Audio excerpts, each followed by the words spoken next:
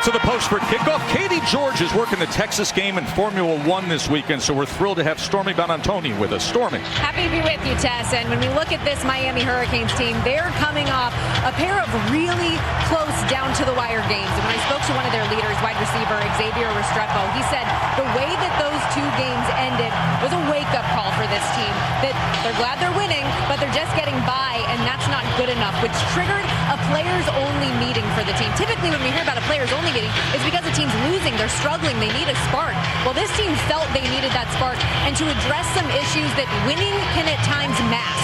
He also said it's a good opportunity to remind this team that over the last couple years, Miami has lost coming out of the bye week. Said complacency is not an option. They need to be hungry against this Louisville team today.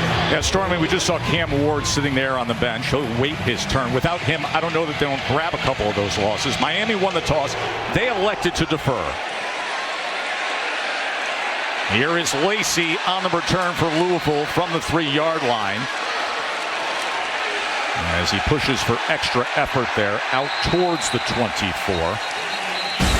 Tyler Shuck has been well-traveled. Jordan started off his career actually with Mario Cristobal at Oregon.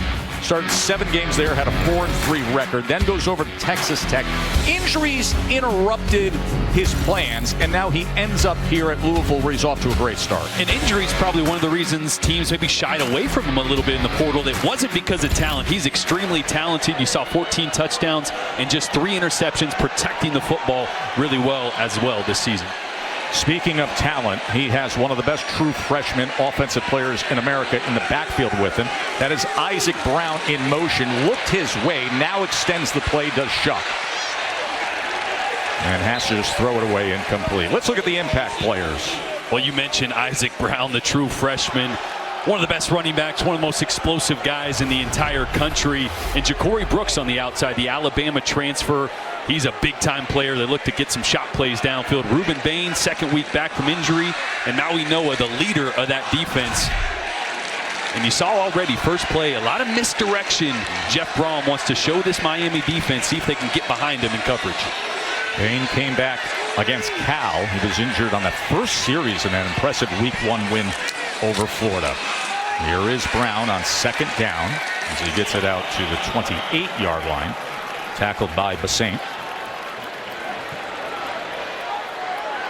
And these third downs, third and long, third and passing situations, not where this Louisville team wants to live, because the strength of this Miami defense, we already mentioned Ruben Bain back from injury. They're as healthy, as explosive, as dynamic up front as nearly any in the country. 20 sacks on the season, so protection here in these passing situations will be paramount for Louisville.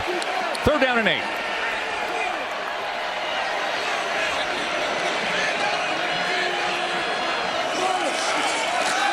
Play action.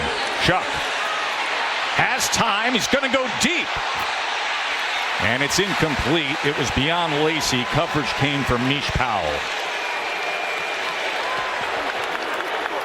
Boy, really good protection on that. As I mentioned, a clean pocket for Shuck. Just great coverage on the back end from Miami. Trying to find Colin Lacey on a deep post down the middle, working on Mish Powell, the transfer from Washington. Just a little too long. And early on, you start to figure out, are the refs going to let some hand fighting go on? It looks like they're going to let these guys play physical on the outside. Brady Hodges on to punt away. 3 and out for Louisville. Restrepo, veteran slot receiver, calls for the fair catch inside the 30.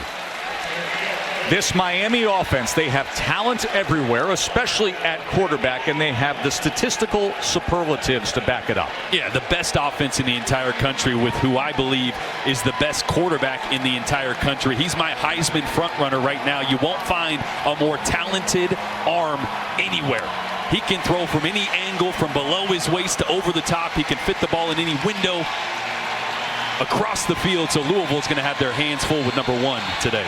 Cam Ward leads major college football in passing yards per game at nearly 370 yards per game.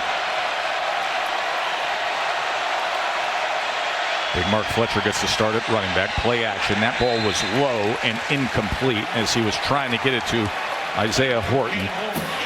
So Ward, we told you, the great passing yard stats, also leads the nation in completions of 20+ yards. and is tied for the national lead in passing touchdowns with 20. And it's not just the talent, right? He's a fifth-year starter. He's on his third school. He's got great vision, sees everything on the field, and solves a lot of problems before the ball is ever snapped. 2nd and 10, quick strike, gets it, completes a first down as he connects with Sam Brown, the transfer from Houston.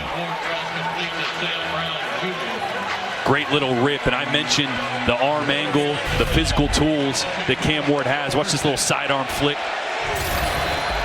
17-yard reception by Sam Brown. Ward, too far to the outside for Horton.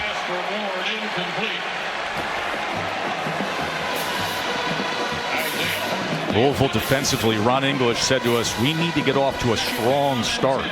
Yeah, they haven't started great. They're allowing touchdowns in 75% of their first quarter drives. We know Miami needs to start fast as well. They've had to come back in quite a few games, so this will be the chess match to watch early. Ron English against Cam Ward. See who can get off the field or get points on the board. Ron English down on the field now. That's a changeup that we will talk about. 2nd down and 10. This is Fletcher on the ground, and big Mark Fletcher with a good run. It'll be 3rd and short, tackled by McDonald. Boy, Fletcher had such a great start against Cal. Before that one got out of hand, they needed to throw it on every down. He led him in carries last year, but Damian Martinez, the transfer from Oregon State, came in, and they thought he'd be the feature back, but really Mark Fletcher has been the best running back of that group. I expect him to get a lot of action today. And you see the formation with the 2 tight ends as H-backs with Williams and McCormick on 3rd and 1, a loaded backfield to pave the way potentially for Fletcher. And with it off left tackle, just enough for that line to gain as McDonald was pursuing down the line. Miami using some tempo. Both these teams traditionally huddle teams. They go at a slower pace, but Miami pushing the envelope early. Lead the nation in 3rd down conversions. He's trying to get Horton again. And that skinny slant. Yeah, we just mentioned Mark Fletcher picking up a little bit of a blitz here. Great job. Late guy actually running in. D lineman late running in, so it wasn't accounted for in the initial blocking scheme by the offensive lineman. Gets a free little run on Cam Ward and right in the face and cause an errant throw. Saw Michael Irvin on the sidelines. He's been a presence with Miami. Of course, one of the greatest to ever play for the Canes. 2nd and 10.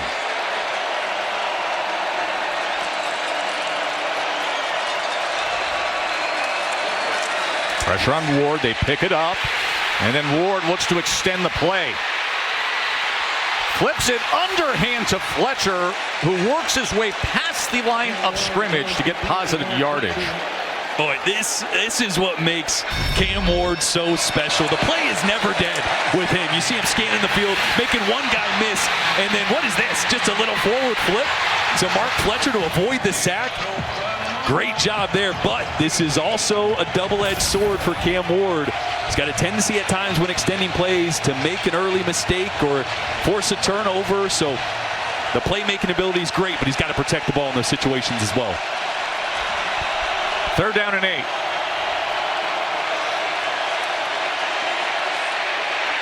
Ward. Now he's going to run for it, and he'll get the first down. Boy, just really good coverage on the back end there by Louisville. Again, he ended up running there, but Tess, this is a guy, when he gets outside the pocket, he's looking to hit the big play with his arm. He's not a guy that's looking to run first, so he's going to extend that play as long as possible because of the man coverage there. No eyes on him. He's able to pick it up with his legs, but he wants to hit those big plays downfield when he gets outside the pocket. 10-yard run for Cam Ward. Opening drive for Miami. Here's Restrepo.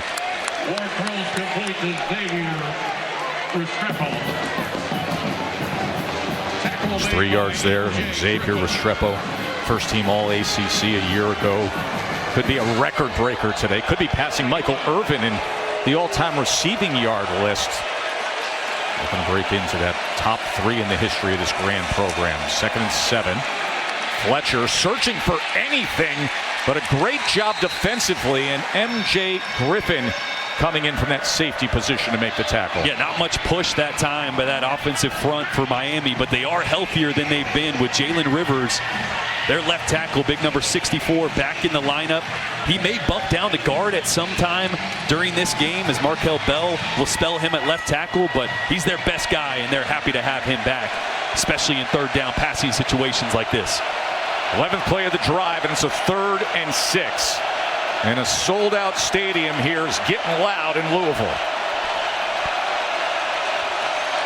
Ward, 3rd and 6, goes underneath, and Restrepo's going to have it and more.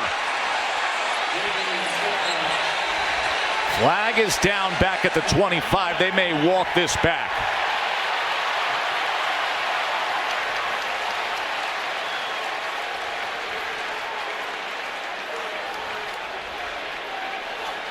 Stuart Mullins heads up this ACC crew.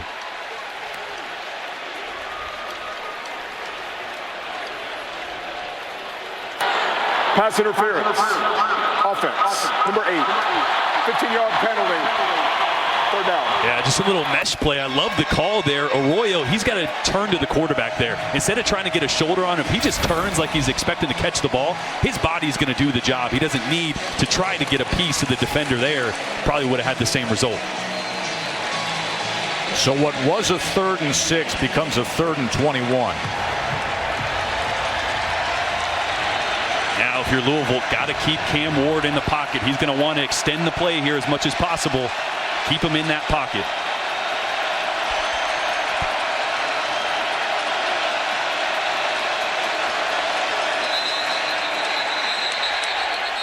Pre-snap penalty, there was movement.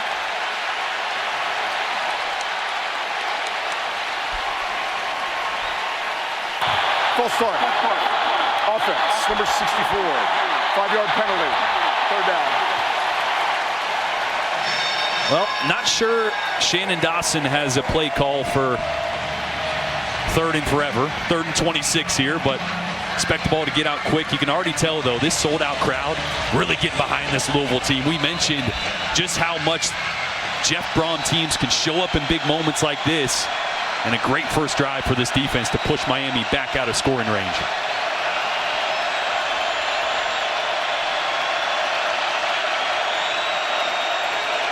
Third and 26. Ward somehow kept his balance.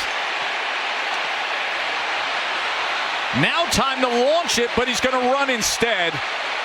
And with that, though, inside the 40-yard line. So a 4th down situation from there. Yeah, but here's the problem as a receiver. You don't know which side of the field he's going to go to, right? Your scramble drills are you mirror the quarterback, but he's going to start out right, and he's going to step up in the middle, and he's going to spin around. He goes right, he's going to go back left. I mean, the receivers, they don't know where to go, right? Do I go deep? Do I come back short? That's a really good job by Louisville on the back end of staying plastered to those receivers for that long. Andy Borregales has plenty of leg. Very, very talented. From 55. Up and through. A 55-yard field goal by Borregales, as Cam Ward and his ability kept it alive for the opportunity for 3.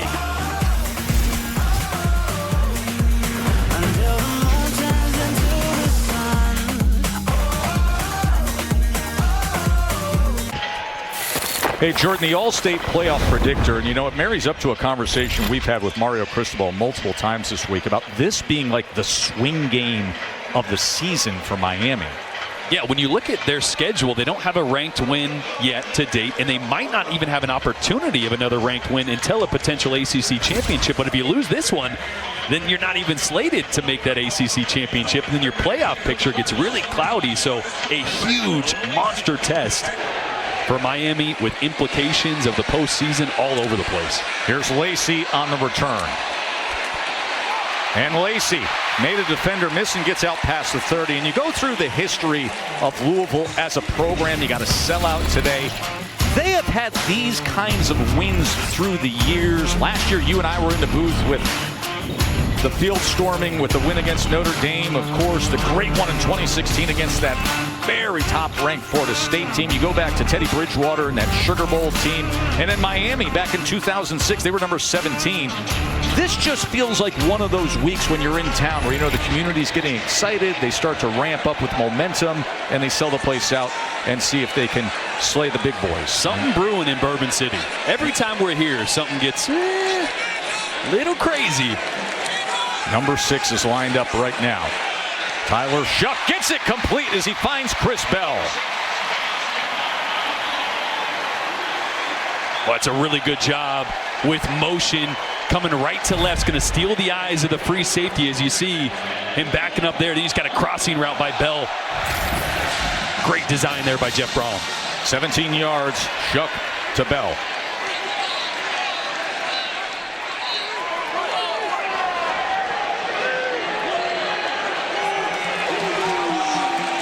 And now Brown catches a seam. He lost his footing, or else he would have had himself an explosive. Boy, great push up front there by this Louisville offensive line. We mentioned just how talented Isaac Brown is. When you give him any green grass, he's going to take it, and he has such a burst, and no one brings him down the first time unless he trips on his own feet. Went for 8 yards there. Yes. That turf monster will get the best of you sometimes.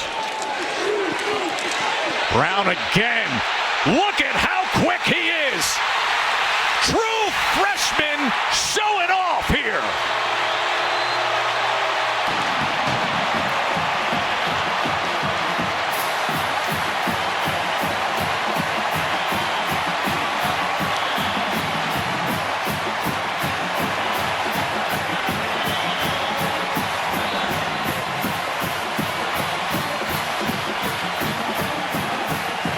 They said they wanted a strong start. They got it defensively. It was the first time in the last 4 games that the defense didn't give up a touchdown on an opponent's opening drive.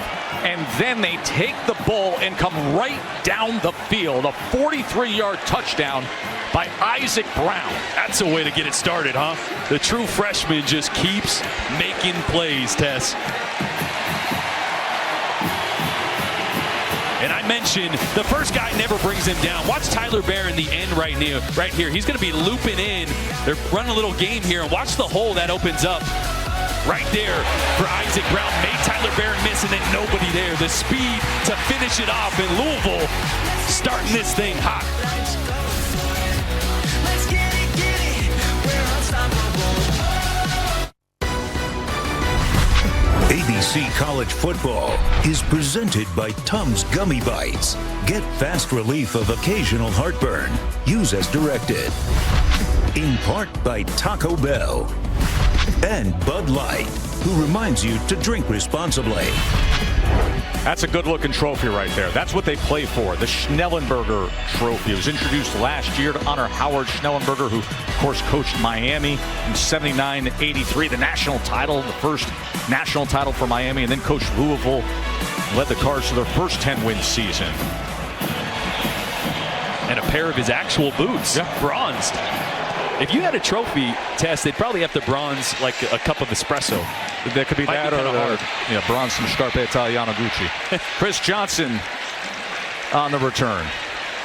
Look, we've already seen a little bit of Cam Ward, but I have shown you and talked about the arm angles. Look at this. That's nearly submarine. His ability to get it around defenders, find the angle whenever he needs to. But here's what I love, the vision. Look, an extra defender running off. The ball has already been snapped. He's holding it. He's pointing to see, hey, Rick, did the ref throw the flag? Did he not? Okay, he didn't. Let me get back to my read. Rip a seam right down the middle. The arm talent, the vision, all there. Now, here's the playmaking ability that we've seen that can either be really good or, like we saw against Cal, turn into a big play going the other way. That decision-making when outside the pocket, extending those plays is going to be the make or break for Cam Ward in Miami today. Every coach we talk to on either side will rave about what he is and what a difference maker he can be on the field. Just does things others can't.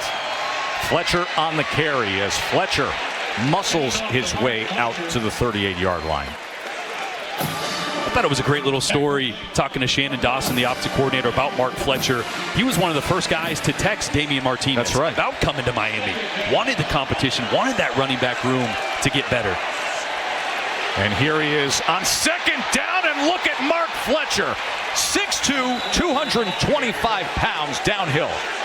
Boy, and how good is it to have Jalen Rivers back, the left tackle. Watch this one-on-one block right here to open up the hole for Mark Fletcher. Great job there, and they're happy to have him healthy and back in the lineup. 23-yard run.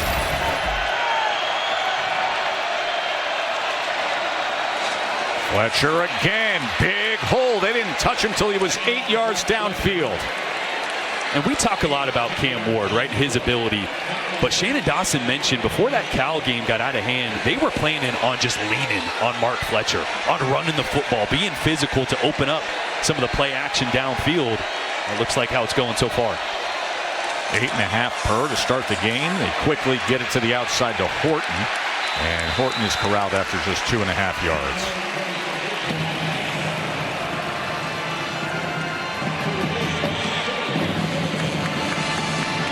There is Shannon Dawson. Spent 4 years at Houston. Got this offense leading major college football in yards per game. 583 yards per game. Ron English, veteran defensive coordinator, former head coach at Eastern Michigan. Good matchup of football minds here in this one.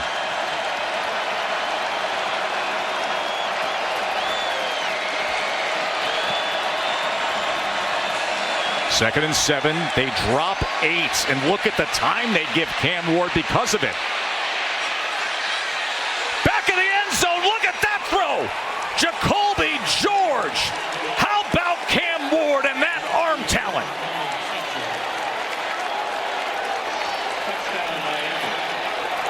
And just mentioned the outside the pocket playmaking ability from Cam Ward, his ability to extend the play.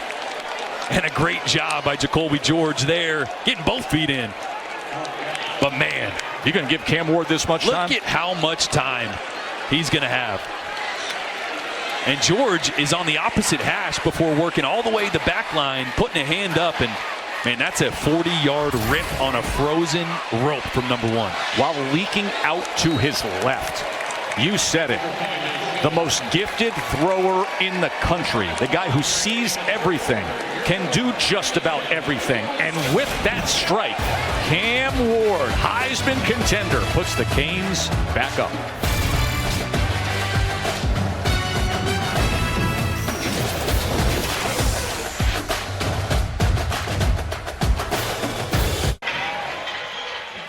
A beautiful day here in Louisville, and just a glorious day of football right here on ABC. We got a good one cooking right here between Miami and Louisville.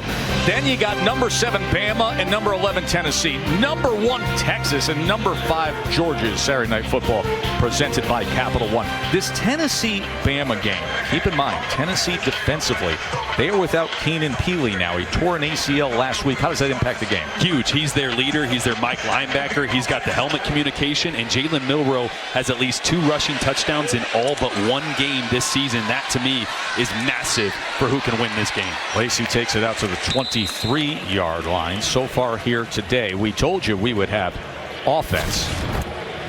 Yeah, and this was Brown on the 43-yard touchdown. The true freshman just got out to such a hot start, so explosive, and Miami once again giving up big explosive plays early in a game, a trend that continues, but also a trend that continues. Cam Ward making unbelievable plays off platform, off schedule.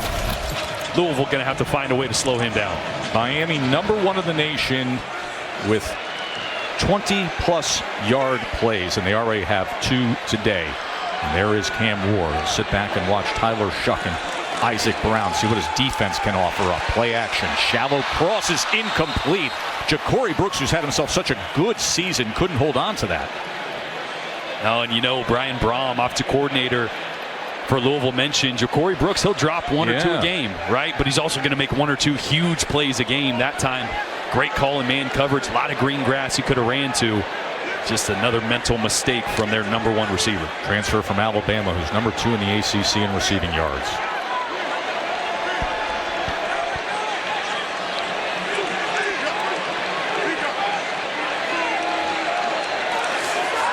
Tyler Shuck on 2nd down, gets it complete. It'll be 3rd and 2 from there with the completion of Mark Redmond. You know, I was a little surprised in talking to Jeff Brom, the head coach and the play caller for Louisville. He really mentioned tight end. One of the areas he felt they had the best mismatches, and they could exploit that in some misdirection, some blocking and releasing. That time, just a little Y stick, zone coverage, found the void there. So expect the tight ends to be heavily used. And now with Isaac Brown, the running back in a Wildcat formation. 3rd down and 2 as Brown shifts the tight ends, and now he's going to run straight ahead, but he was met. Man, filling that hole very quickly that time was Kiko Mauinoa. Well, that's a great job by Mauinoa. A lot of movement in front of him. He just sat, waited patiently, and a great job right at the sticks there to come up with the stop. And Louisville thinking about this one. Tell you what, the book would say to punt it here. This would be an aggressive call here from Jeff Brom. He brings some extra tight ends in the game. Do you just QB sneak? From their own 32 on 4th and 1, and the whistles are coming in as the flag comes down right at the line of scrimmage.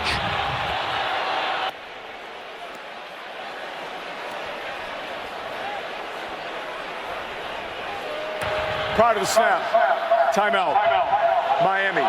So Miami's going to use a timeout, as Mario Cristobal, I think, was as shocked as everybody here in the stadium on a 4th and 1 from Louisville's own 32-yard line. And a good thing he got that timeout off, because the Miami defense was not ready at all, not set. Aggressive early call from Jeff Brom. It's Miami team, Jordan, that's 6-0, trying to go to 7-0. And you think about the past couple weeks for Miami, where they've had these close calls and then the ultimate comeback at Cal. I think if it's any other year and you don't have Cam Ward, you're probably sitting there with 2 losses right now. Oh, easily, right? I mean, it has taken 2 Heisman-like performances from Cam Ward to come back from those double-digit deficits. 20 points down in the 4th quarter alone against Cal. So they need to fast start, but this defense, we saw them give up another explosive play.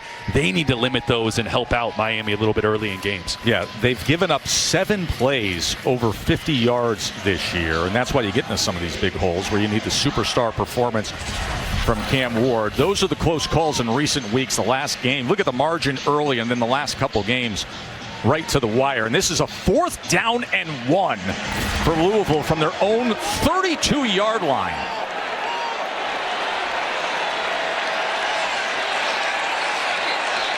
Rolling the dice early on. Quarterback sneak, and it's going to be a 1st down Louisville.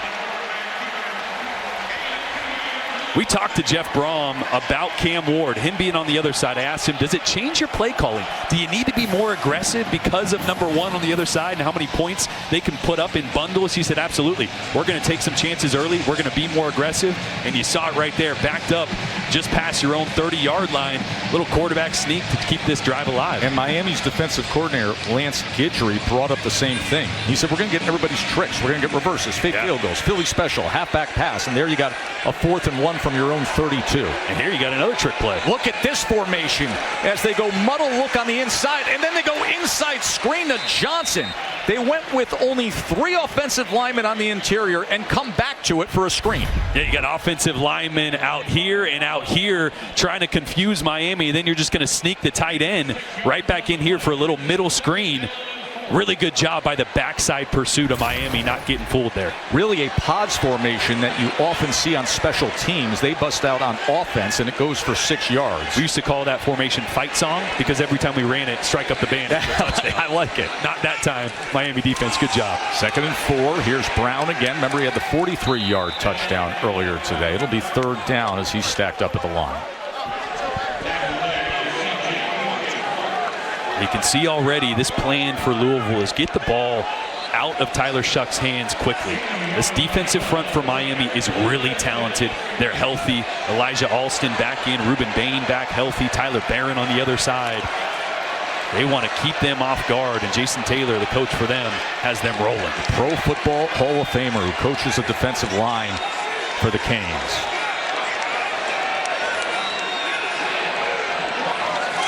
3rd down and 3 for Shuck. Pressure, and as he was falling down, he gets it to Chaney, Ryan Chaney tried to keep his balance, but he couldn't as he stumbled short of the original line of scrimmage. Jadis Richard was there defensively. It was Tyler Barron first getting after Shuck. Yeah, and Jonathan Mendoza, the right tackle, just not coming off on the right side to Tyler Barron on the outside. Not sure if it was a confusion, a full slide to the left, but he should have just come off and picked up Tyler Barron. But again, that defensive front forcing a fourth down and forcing the punt here. Hodges on to punt away. It's a line drive that goes inside the 15-yard line, and that is where it is fielded and brought out to the 20.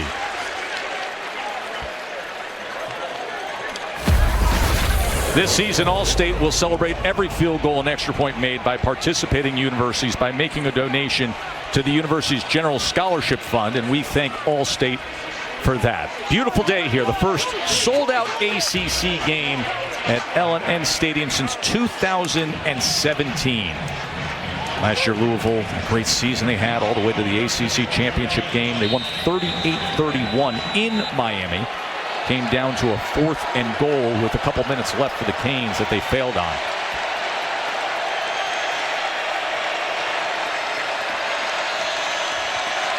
Here's Cam Ward. Quick strike and another first down. Xavier Restrepo, we told you, is working his way up the all-time record list in Miami receiving marks. And he's fun to watch, right? Because if you lined up everybody on the field on a 40-yard dash, he's not beating everybody. Might not beat half of them, but he's great at finding space. He's gritty, he's physical, and he's the go-to guy for Cam Ward. Martinez, look at him keep his balance and go ahead for nearly 10 yards. And Martinez, obviously mentioned him earlier, back-to-back first team all Pac-12 as a freshman and sophomore, where they expected him to get off to a hot start, been up and down, but really just Mark Fletcher playing at a higher level, so getting less carries now that Mark is rolling the way he is. Entertaining first quarter. Brown had the big touchdown run. Ward had the great touchdown pass. ESPN College Football, presented by Tums Gummy Bites, returns after this message and a word from our ABC stations.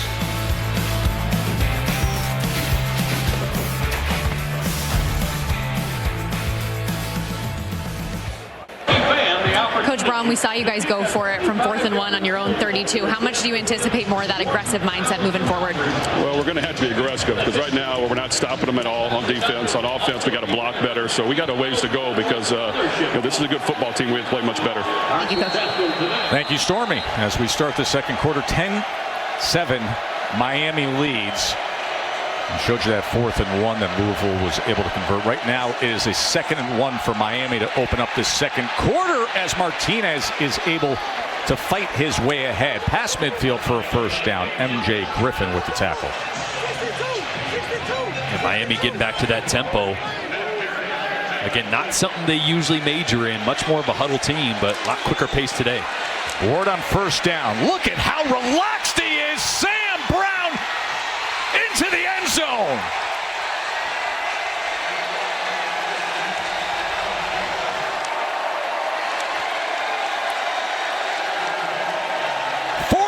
Yard touchdown pass that Cam Ward made it look oh so easy.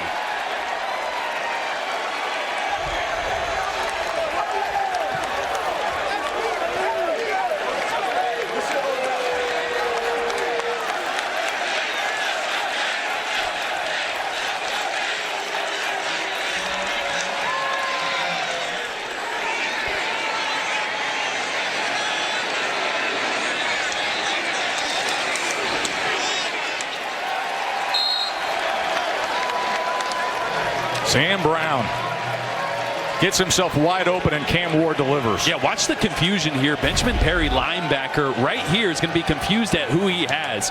What he should do is once Cam Brown comes down, he should carry and run with him. He doesn't. The corner's expecting him to, and that's why the corner then hesitates. It's late and wide open. You mentioned how wide open he is. Just a little bit of confusion. I mentioned the tempo for Miami. Don't usually do that. I think it's catching Louisville off guard a little bit. Cam Ward, 22 touchdown passes. Little zombie land touchdown celebration. He leads the country in touchdown throws. 22 now for the undefeated Canes. 2 today, a little double tap from him.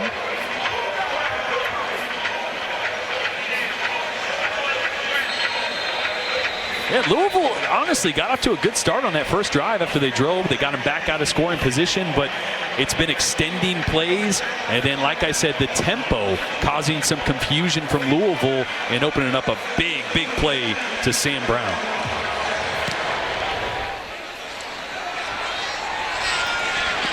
Two touchdown passes. Do you like yourself some Cam Ward, Kevin Nagandi? Tess, I sure do. AT&T's keeping fans connected as we take a look at our multi-view, which is showcasing a bunch of great games across all of our networks. Keep an eye on how about Mizzou right now, tied up with Auburn at 3 apiece early in the second on ESPN. Clemson down 10-3, the number 10 team in the country at home.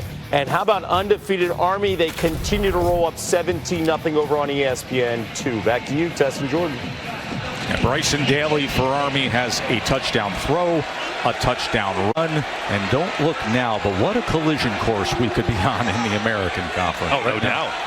Great action right here in the ACC.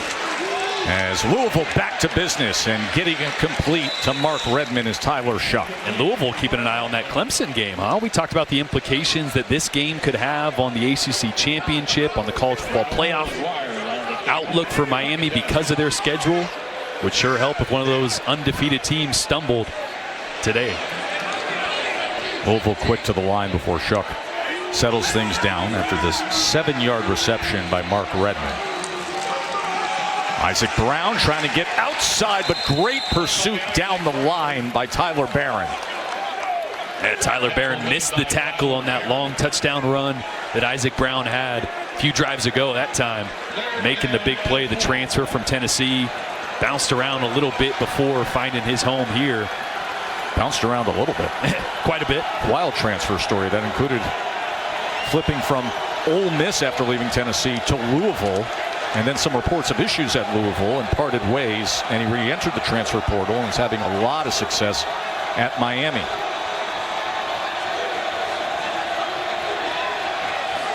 Third down and 3. Chaney, big hole. Donald Chaney.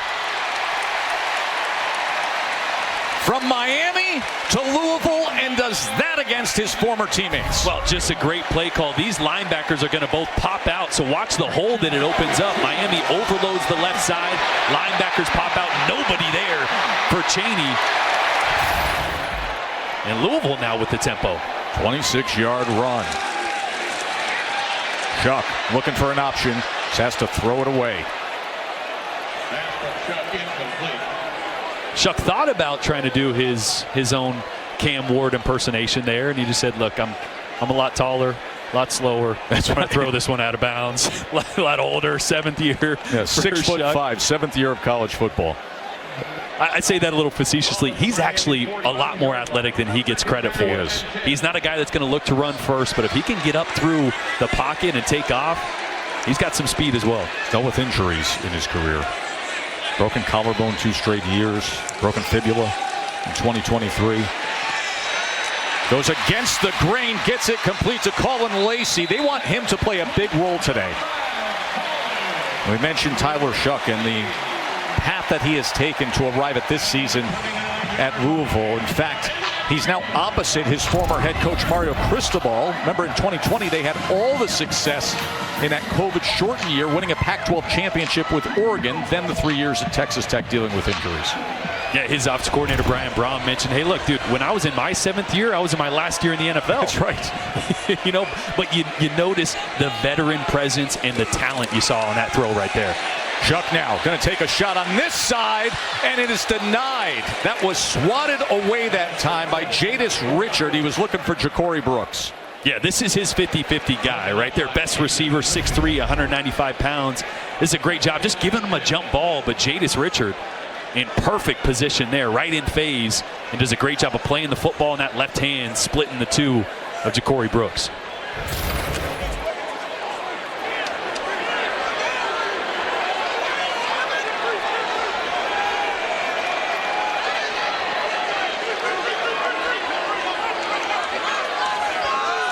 2nd and 10. Quickly gets it complete on the slant. Chris Bell sprinting inside the 5-yard line. 1st and goal, Louisville. What Jeff Brom, the play caller, mentioned, so much man coverage. So he puts 3 receivers to the right, 1 to the left in Chris Bell, and a lot of space there when he wins on the slant to work with. This is a great response by Louisville offensively. After Miami's Cam Ward had the 49-yard touchdown to Brown to take a 10-point lead. Immediately right down the field comes the Ville. Brown, he was denied. Good job filling that hole defensively. Simeon Barrow getting in there, a guy that's been playing really well the last couple weeks for this vaunted front from Miami. The former Michigan State transfer had a great game against Cal. His presence is felt between the tackles. And Lance Guidry, defensive coordinator, told us the other day, he said when he's healthy, you see the difference, and that's what you've seen the past couple weeks, and he was quick to get in there defensively and make that tackle. 2nd and goal. There's Lance seeing if his defense can get a stop. Play action. Shuck to the end zone. Touchdown, Cardinals. Mark Redmond.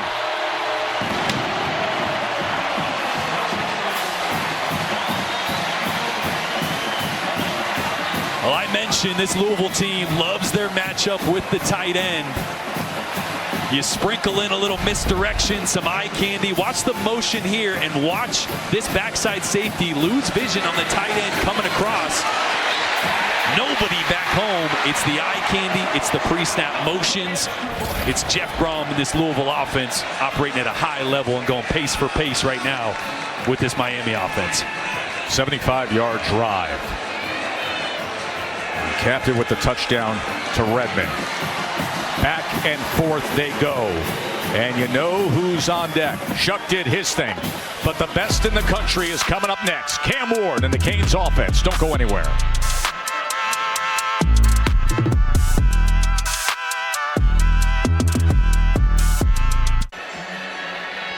Hey, Sunday NFL Countdown will get you started at 10 a.m. Eastern on ESPN, and then 2 Monday Night Football matchups. Ravens, Bucks, 8 o'clock on ABC.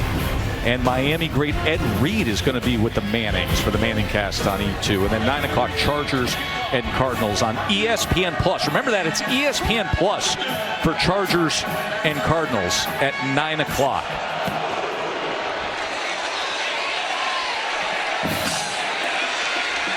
This is Chris Johnson Jr. He is met and driven back at the 16-yard line. Built for Success is presented by Ram Trucks. A look at Cam Ward so far today. Well, I talked about the arm talent, just changing his slot, ripping balls in there with accuracy, and then against this defense, he's had to dodge, duck, dip, dive, and dodge his way to making plays. He did it inside the pocket, and then his scrambling ability to still have vision downfield. That's been the game changer. The difference today is Cam Ward keeping plays alive, and then we saw the busted coverage lead to the long touchdown for Brown as well. Shannon Dawson, his offensive coordinator, turned to us the other day and said his pocket awareness against Louisville in the pass rush, critical in this game. We've seen that already. Great pocket awareness by Cam Ward. 2 touchdown passes already. And he gets this complete with ridiculous accuracy. Basically placed it on the hands. And he needed to. That was really good coverage by Quincy Riley, who Shannon Dawson actually mentioned that this secondary for Louisville completely different when Quincy Riley back in the game. He missed both the losses for Louisville so far this season. They're different and better on the back end, and that's the first time Cam Ward's thrown in his direction. Fletcher finds just that little crease as he wiggles his way for that line to gain. His parents, Calvin and Patrice, are going to be excited with what they've seen. Patrice, a long-time high school basketball coach. Cam himself was an outstanding high school basketball player. His high school's all-time leading scorer with over 4,000 points. This is going to be listed actually as a 3rd and 1 where they marked Fletcher down.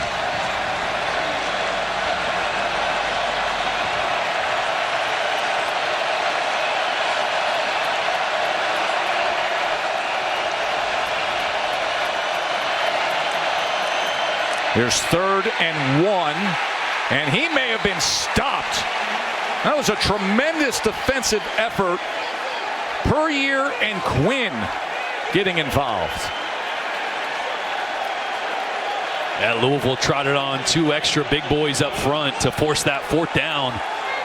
We saw Louisville in a similar situation go for it. I think both these offensive coordinators realizing this could be a shootout today. Every drive, every series, you need to try to get points. 4th and 1 with the ball cresting just over your own 25-yard line. Going to get back in this double wing. Last time they handed it right off, up the middle. 4th and 1.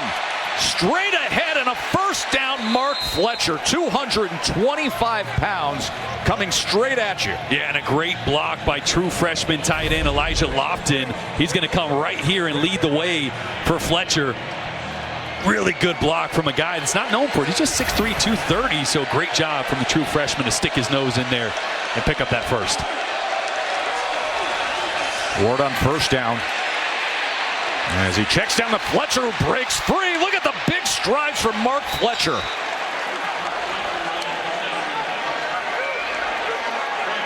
Boy, as much as the plays from Cam Ward outside the pocket worry you, it's plays like that. Yes. Where Ashton Gelati is a step away from bringing him down, and he just gets the check down.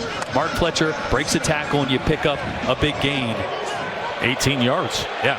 You just blink and it's 18 yards downfield. And that's that veteran presence, right? The playmaking ability's there, but he's played a lot of football, and his internal clock is great. And how frustrating for the defense when you made a great 3rd down stop prior to that. And now Fletcher again. And Fletcher is running downhill at this point. And I mentioned that little check down. It's not always easy. Sometimes you just got to find a way to get it there. Watch the arm angle. He's going to drop this down with noise in his face. Just flick it to Fletcher. Great move. And like you said, that 18-yard gain on just a check down. Fletcher just went for 11 more yards. Ward again. This time they get to him.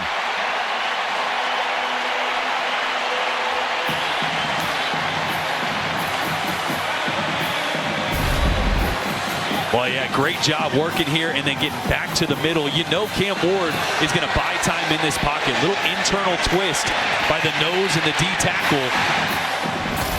Looked like Gerard, again, made a big play down there at the goal line. And this time, little internal twist, bringing Ward down. So Jordan Gerard getting to him, sacked, a loss of 9, 6.5 minutes. Before we get to Kevin, Booger, and Dan in the studio, they'll get us all set on what has happened so far today in college football. The big one still set to come your way with Bama and Tennessee right here on ABC at 3:30. And then number 1 Texas hosting Georgia, 7:30 here on ABC. And what a weekend it is in Austin, Texas, with Formula One tomorrow as well here on ABC. 2nd down and 19.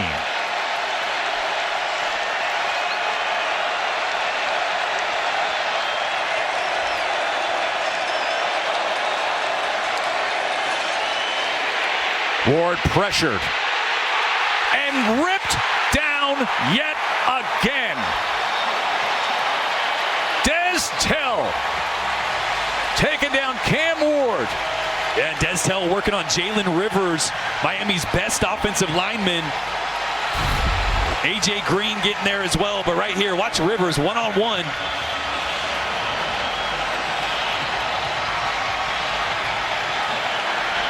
And just a great job by A.J. Green of winning with some speed and forcing a 3rd and forever.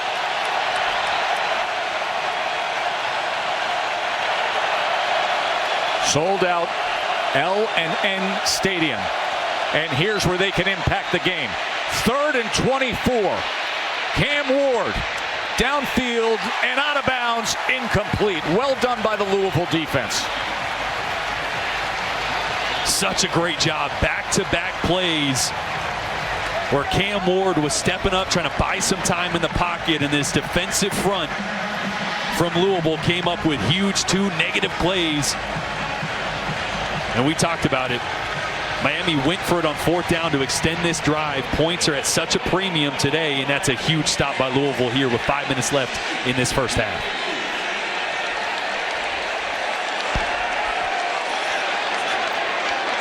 The big Aussie Dylan Joyce on to punt away.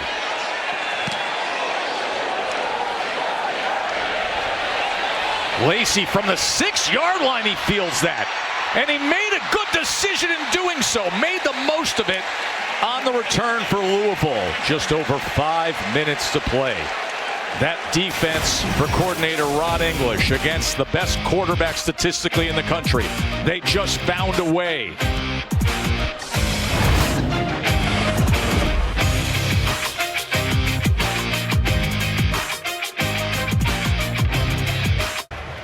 Booger and Kevin back in studio. Time now for our All-State check-in. Number 10 Clemson, Boog, at home, down 10-3 to Virginia, and then they go to the ground game. Phil Maffa. Really good blocking on the edge. Maffa reads the cut, gets downhill, touchdown. 50 yards rushing so far for Maffa. So that ties it up, and then just moments ago, there's Maffa with the power. Gotta love that. Just a leg drive to get in the end zone. Clemson taking the lead. That game over on the ACC network. Back to you, Tess. Thank you, Kevin. And this Louisville team is going to be at Clemson on November 2nd. By the way, there was a penalty that was a late flag on that punt return. So the ball is actually spotted right now at the 3-yard line to start this drive for Louisville. And a really big drive, right? Because Miami's going to get the ball after half. So Louisville would not just love to change field position here, but take a lot of time off this clock and not give that Miami offense a chance to double up before half. Brown's going to... Oh, the ball's loose! The ball is loose! And it's going to be a Miami touchdown! The ball got knocked out of the true freshman's hands, and Miami, quick to jump on it, was Aguirre. Defense in the end zone. Touchdown. Raul Aguirre quickly jumped on it, and what a costly moment for Louisville. And Ruben Bain was the one that knocked that one out of Isaac Brown's belly there. Just a massive play by this Miami defense. All the talk's been on offense so far, right? Cam Ward can't stop him. Tyler Shuck got him rolling. You just knew a defensive play could be the difference in a game like this. And listen, it's the little things. The little things. There was a penalty on what was a good punt return by Louisville. That's why they were starting from the 3-yard line. Let's show you the penalty. This is what put the Miami defense in position. That little hold on the left side of your screen there. And you mentioned a good return gets him out past the 20-yard line. Instead, they're backed up. You hand it off to Isaac Brown. He's got 2 hands on it, but Ruben Bain gets his shoulder right on the ball. And then Aguirre jumps over the top into the end zone to pull that one down.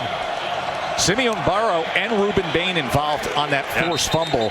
And then Aguirre, who's been getting better and better with more and more playing time, really developing into a heck of a linebacker for Miami. Look at this play right here. Look at the alertness. Over the top of Brown to bring that one down. Jeez. First fumble recovery of the season for the Canes, and it's a touchdown. Yeah, they have 10 interceptions on the year, but no fumble recoveries and none bigger than that one right there, which really changes the complexion of this first half. I just mentioned Miami's going to get the ball after half. Both offenses have been rolling so far, but now Louisville finds themselves in a 10-point deficit here with a big drive impending. Miami trying to get to 7-0. Be the first time they've done that since 2017. This program just feels different with what Mario Cristobal's been doing, acquiring and developing talent.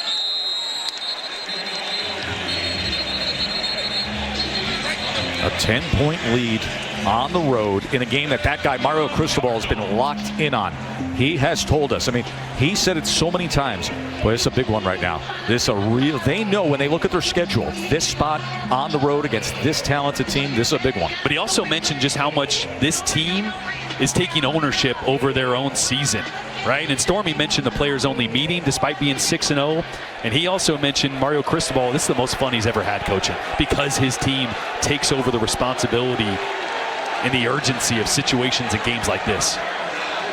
So after the fumble that was recovered for a touchdown, here's Louisville. Shuck gets it out quickly and gets it complete to Chris Bell. And the crowd wants a penalty flag, as it was like a little bit of a pinball machine once Chris Bell was on the sideline there. De'Ani Hill was there defensively. Yeah, he's going to get thrown into another Miami player here on the sideline. Patterson. I don't think Patterson did anything. No, a little self-defense. It was the throw afterwards, or right before that. 2nd and 1. By the way, Donald Chaney now the running back. He gets the carry here. And that is after Isaac Brown, the outstanding true freshman, fumbled the ball that was recovered for a touchdown. Donald Chaney, the ball carrier. And Isaac Brown will find his way back into this lineup. Sometimes you just need to take a second, recenter yourself, especially as a young player. Right? I mean, that's a big moment. He's had a lot of big positive moments. Probably his first big negative moment. Great job, I think, by Jeff Brom. But just give him a second to center himself. Right? Think about it. He's still their best player on offense running the rock, so he'll get out there soon enough. Cam Ward just watched his defense get on the board to push this to a 10-point margin. Ward with 2 touchdown passes today. Kewan Brown tackled by Ruben Bain. Boy, Bain has really made his presence felt so far today, huh? How many times have we called his name? Oh, yeah. I mean, the guy's a monster. He's obviously an NFL prospect already as a sophomore. A massive recruit. Was a freshman All-American. Had 7.5 sacks a year ago. He's what you think of when you say a Miami defensive lineman. Yes. The size, the athleticism. They can play him inside, outside, on the edge here. 2nd and 10. Shuck sidearms it underneath. Check down to Chaney, who turns the corner, makes a man miss, and look at this effort from the former Miami Hurricane, Donald Chaney. 18 yards there. Well, we've been talking a lot about Cam Ward's arm angle, but Tyler Shuck goes, hey, hold my beer real quick. I can do it too. Watch this. Dropping the slot down. Again, check down. So important in games like this. Just keep the sticks moving. Here's Shuck on 1st down. Gets it complete again, Chris Bell. And now Louisville with a drive where they can respond after giving up the touchdown on the fumble. And again, it's easy to talk about Cam Ward's talent. Tyler Shuck is really talented. Again, with the arm angle on the run to the left. Accurate throw. That's a tough throw to make. But again, we mentioned it, the injury history, Oregon, then at Texas Tech, is kind of the reason I think teams maybe shied away from him. The talent is there. Isaac Brown back in, leads all true freshmen nationally in rushing yards. They check down to him. Here is Brown. And Brown goes ahead for maybe 1.5 yards. Let's see if they let this one tick down to the 2-minute timeout. 2nd down. Or they try to get one more play off.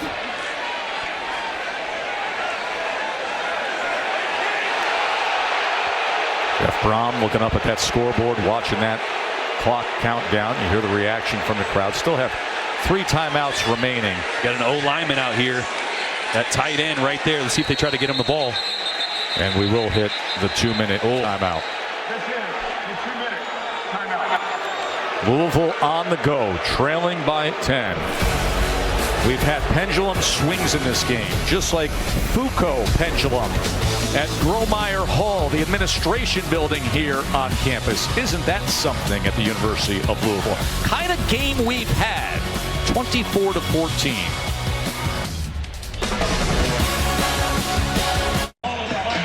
Two touchdowns in this second quarter for undefeated number 6 Miami. Cam Ward, his 2nd of the day.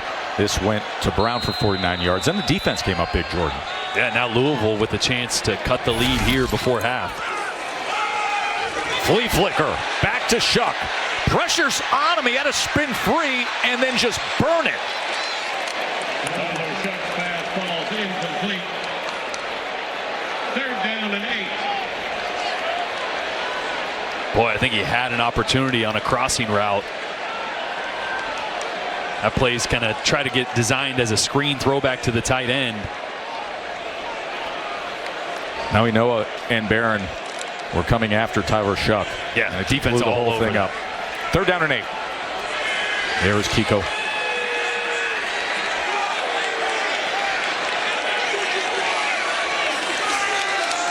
3rd and 8 for Shuck. Pressure up the middle, and he is sacked. He is brought down by Barrow.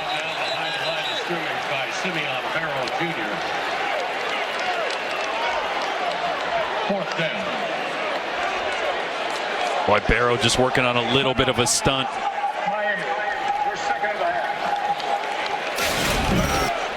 Michael Gonzalez got to come off and block this guy, but I mentioned Simeon Barrow last couple games playing at such a high level in this defensive front for Miami, coming up with a massive stop.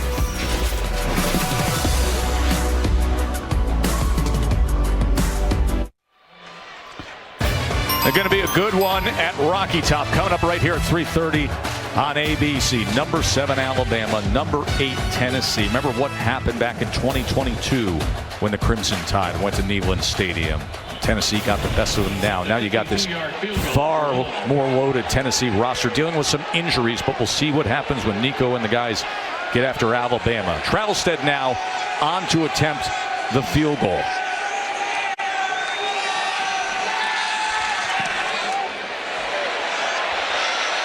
And it just leaks off to the left from 52 yards out. Let's go to the studio to Kevin Nagandi. That's Capital One halftime report with Booger McFarland and Darren Orlovsky coming up in a few minutes. Army continues the roll. Clemson now with the lead in control. Indiana trying to remain undefeated. Highlights coming your way. You guys were discussing Cam Ward's ability to extend plays. That's the storyline, right? Yeah, no doubt. Sans the fumble, I think if you're Louisville, you got to feel pretty good. They got to be able to rush with 4 while also playing coverage on the back end. I think you got to go after him. If you give him time, his ability to hang in the pocket, find people downfield is too dangerous. Okay, Tess, highlights coming your way. Back to you. Thanks, guys. Look forward to it. Cam Ward, 9 completions, 2 touchdowns, 143 yards. Minute 38 to operate with here.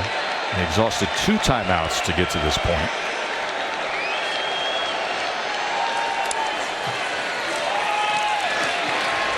Martinez doesn't find anything on the right side.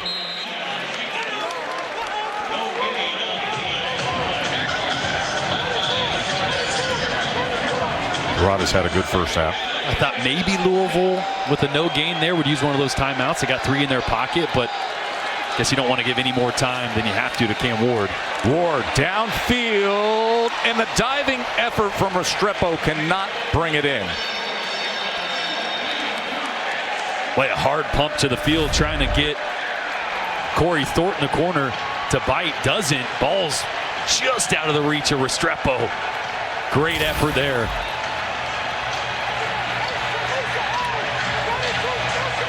Now an opportunity for the Louisville defense.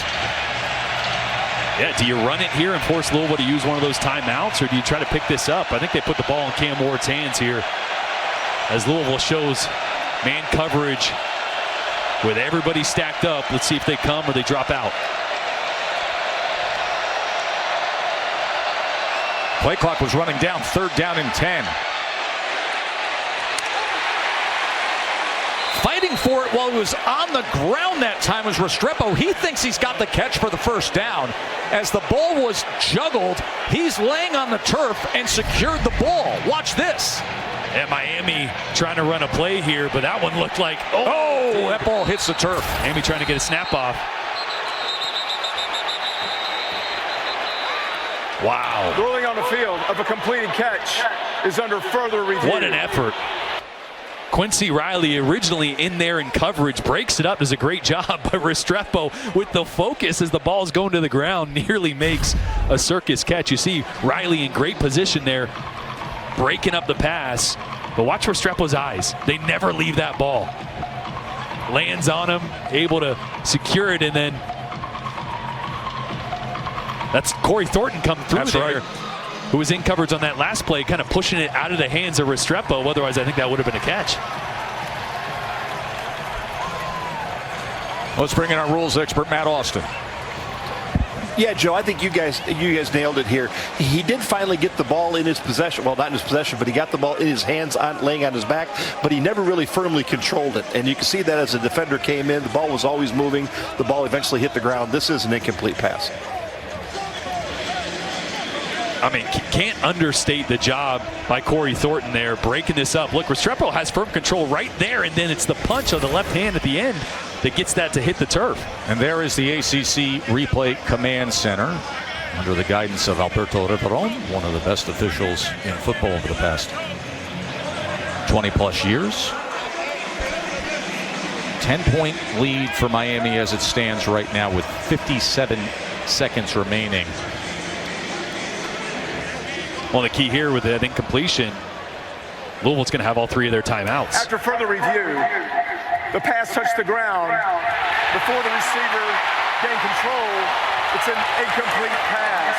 The ball will be returned to the 34-yard line where it'll be 4th down and 10. The play ended with 1 minute and 5 seconds on the game clock. Please set the clock to 1:05 and start it on the snap. So they gain back a little time and preserve all 3 timeouts. Louisville does. See if they can put together a drive here late in this first half. And again, remember, Miami's going to get the ball to start the second half. So Louisville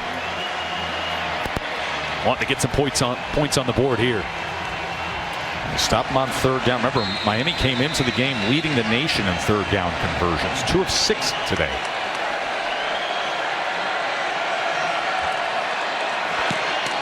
Here's the punt by Joyce. And Lacey fields it, and Louisville will take over with 57 seconds remaining. Yeah, it's just been some miscues by Louisville early. True freshman Isaac Brown popping the ball up in his own end zone, recovered by Aguirre for the touchdown. Field goal opportunity that goes just to the left. But again, remember that fumble recovery for a touchdown, there was a holding call on the punt return. That ball would have been out past the 20. Instead, they're a few yards out of the end zone. They fumble, and really that's the difference in the game. Yeah, that penalty on that punt were huge. It just teed it up, and then you have the turnover, and it becomes a quick 7 for Miami. Let's see how Louisville manages final 57 seconds with 3 timeouts. Shuck gets it started well as he connects with Johnson.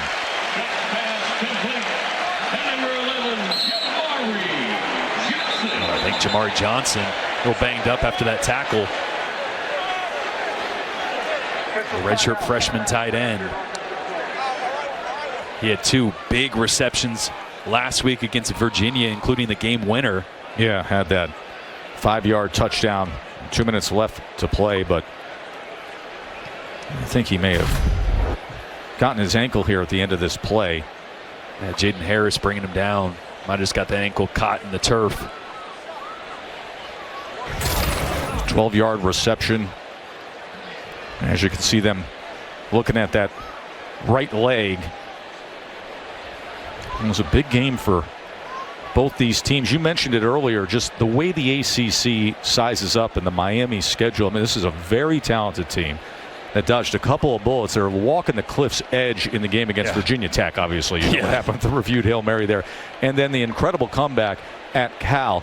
You look at the way the schedule sets up, and you may not have that big signature win, but this is a tough spot on the road here at Louisville. Got to have it. Yeah, it's a make or break, honestly, because you mentioned the schedule. When you look forward, there's not even any other ranked matchups on their schedule before a potential ACC championship. So if they drop this one, they're actually not even favored to reach the ACC championship. And then you got to consider, okay, even if you're 11-1 best case scenario, your resume with no ranked wins, how does that look in the playoff conversation? So this is a massive one here for Miami. Florida State obviously not turning out to be the team everybody thought. So these are the games that remain here. There's Florida State there. Duke came up with the win against Florida State last night. You're at Georgia Tech. You got Wake and you got Syracuse. So you don't see numbers next to the names, George. Yeah, not at all. So really important that Miami gets style points as this season goes on, right? Committee's going to get together and talk about wins and losses and strength of schedule and strength of record, but also they're going to talk about offense and scoring points, and Miami does that better than anybody.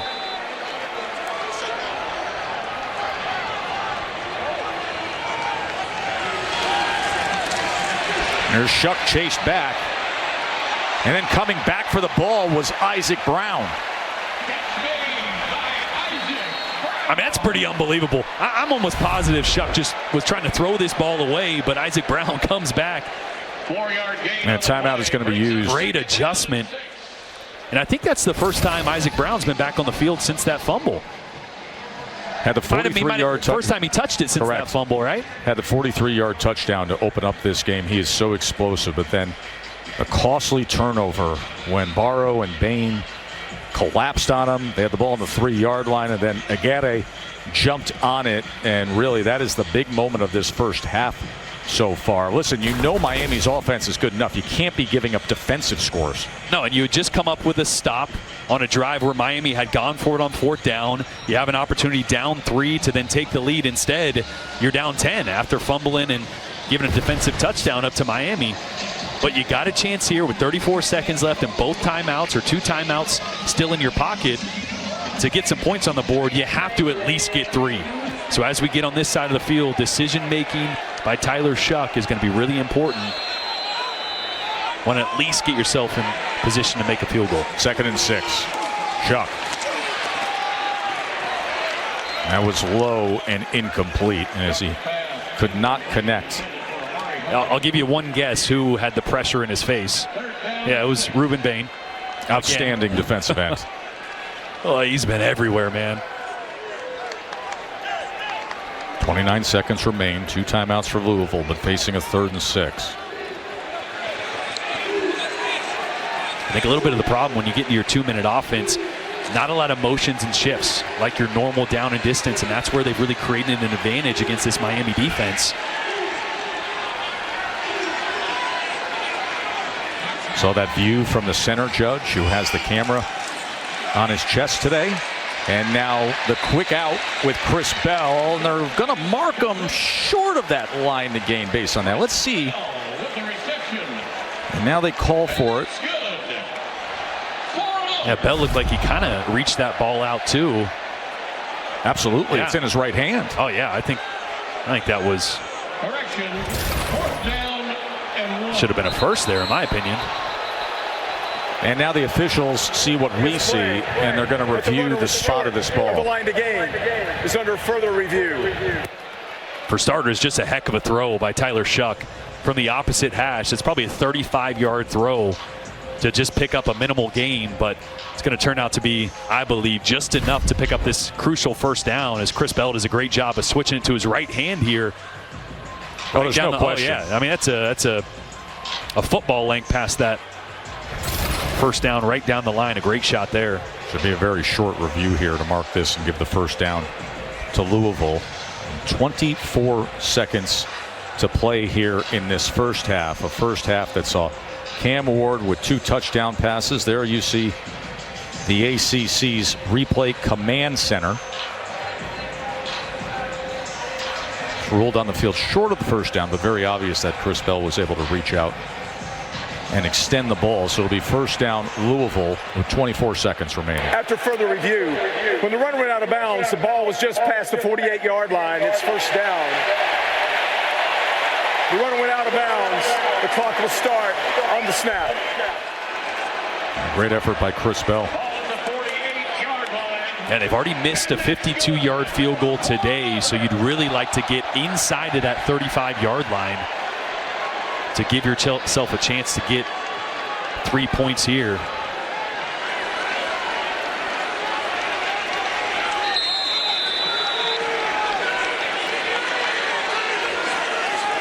First down, Shuck. Incomplete. Clock reads 19 seconds, and it'll be 2nd down. Intended for Duke Watson. 2nd down. You can see how some of that pressure so far in this game is getting to Tyler Shuck. A little bit on his back foot there. He had a clean pocket, but I think he's just starting to feel like that clock's speeding up. And I don't blame him. Ruben Bain's been in his lap almost every play. There's big Ruben. He's out of action, came back against Cal, and he has played a big role today. 2nd and 10. Shuck gets it out quickly, gets it complete as he goes to Huggins Bruce. Amari Huggins Bruce. Remember, 2 timeouts remain. Shuck's pass complete to Amari Huggins Bruce. And 11 seconds remaining on the clock. And a timeout will be used by Louisville. They're just a stop route to the field. It's 3-by-1. Huggins Bruce is that middle receiver, just gets past the 35-yard line there, turns around. Really good anticipation from Shuck because there's nothing to that route. He's just running straight up and turning. So if that ball's not out early, you got to worry about that being picked and going the other way. So great anticipation and that gets them in that range of a comfortable field goal. Brock Travelstead had an opportunity earlier today. This was from 52 as he hit a little bit of what we would call an X ball in the business. You don't get that perfect rotation because of that. It'll leak out often. It's called an X ball. I mean, I was a holder and I didn't know You were what a it was very called. good holder. So Travelstead, though, who has hit from 56, 7 of 11 coming into today, had a bad game against Miami a year ago, strangely. Missed a 25-yard field goal, missed an extra point that was partially blocked. Will he get an opportunity here to cut into this lead? And how aggressive are they here, knowing that field goals are great, touchdowns are better? Do they take a shot or just try to pick up a few more yards? Here is Watson on the run, and Watson has it inside the 10 in the final seconds here of the first half. And remember, the timeout remains, so this will be a short field goal attempt for Travelstead if that's the route they choose. Boy, just tried to pick up a couple yards, right? Give yourself a little better field goal position, but Duke Watson breaks the tackle, gets vertical. You almost wish you would have gone down a few yards earlier, because if you had 5 or 6 seconds here, you maybe could try a back shoulder jump ball. But with 3 seconds, well, let me offer you this. I know what you're going to say. We've had a fourth down from your own side of the field. We've had oddball formations. You have a head coach who told Stormy Bonantoni about taking risks today. You got to watch out for the fake. You got to be alert here if you're Miami. As Travelstead steps on out there to try to close this to just a touchdown margin.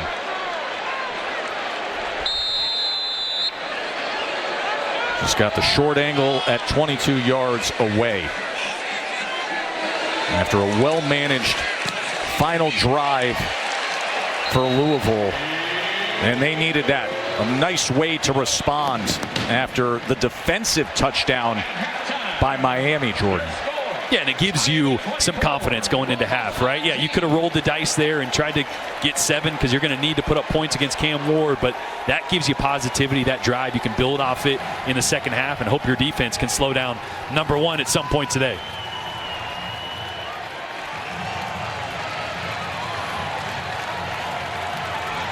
So the field goal by Travelstead. Had the timeouts to use, managed it well. Let's go down to the field to Stormy. Coach Brom, obviously important to get points on the board there, but how much did you think about being aggressive again and going for it? Well, it crossed my mind, but we need to make this a one-score game. It's been a back and forth. We haven't played great, but we've hung in there, so we just got to come out in the second half and play better. You said you knew that this Miami team would test you just as much as anybody on your schedule this year. What's been the biggest challenge? Well, we got to be more aggressive on defense. Like, we got to guard guys. We got to get in front of them. We got to get after the quarterback. I think we're playing too passive, and we got to attack more. Then on offense, it's about being efficient. We can't turn the ball over and give them a fumble in the end zone. Thank you. Cam Ward with 2 touchdown passes in that first half for Miami. A 24-17 lead for undefeated Canes. Capital One halftime report still to come after these messages and a word from our ABC stations. We welcome you back to the ACC on ABC College Football, presented by Tums Gummy Bites from here in Louisville. Undefeated, number 6 Miami up 24-17. And Jordan Rogers, you look at these stats, they're fairly even with one exception. A fumble recovered for a touchdown by Miami's defense. Yeah, I think if you're Jeff Brom, the head coach for Louisville, you're pretty pleased with how your offense performed. Your defense could make 1 or 2 more plays, but you still held Cam Ward in that offense to just 17 offensive points. It's going to come down to 1 or 2 stops here in the second half. Which, as you know, how special Cam Ward can be in the second halves of games. That is true. He's got a knack for coming back from big deficits. Obviously, Miami kind of in a weird spot right now. They're not needing to come from behind. They need to play with the lead. But I think Ron English in this Louisville defense needs to pressure Cam Ward. He's got too much time to sit back there in the pocket, buy his time, wait for guys to come open, putting a lot of stress on this secondary. Yeah, spectacular play when you gave him time with a 27-yarder to Jacoby George. Statistically, the best quarterback in the country coming into today. He's 9 of 15, 143 yards, 2 touchdown passes.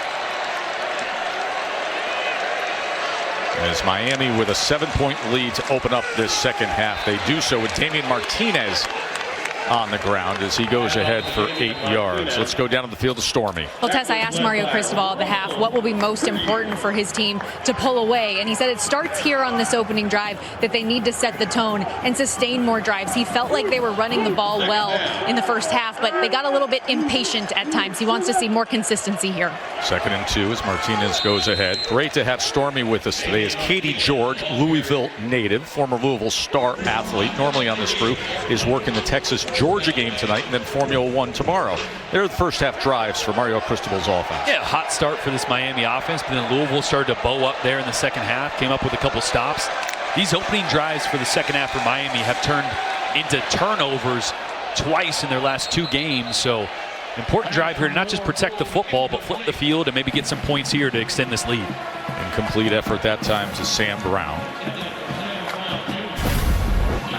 Oh, Brown had the long touchdown catch on the busted coverage, that time selling out. Uncharacteristically short on that one from Cam Ward.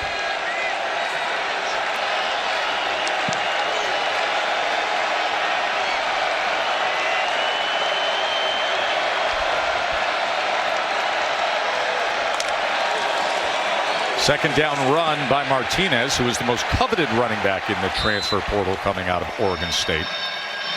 Yeah, Doak Walker, finalist from last year. See if Louisville can get this crowd into it, right? 1 or 2 plays can bring back this crowd. My man's got a disco ball helmet. Love it. Third down and 9. He's gonna be popular at the parties later. Hey, buddy, just stand right here in the middle, and we got flashlights. Do your thing. 3rd down and 9.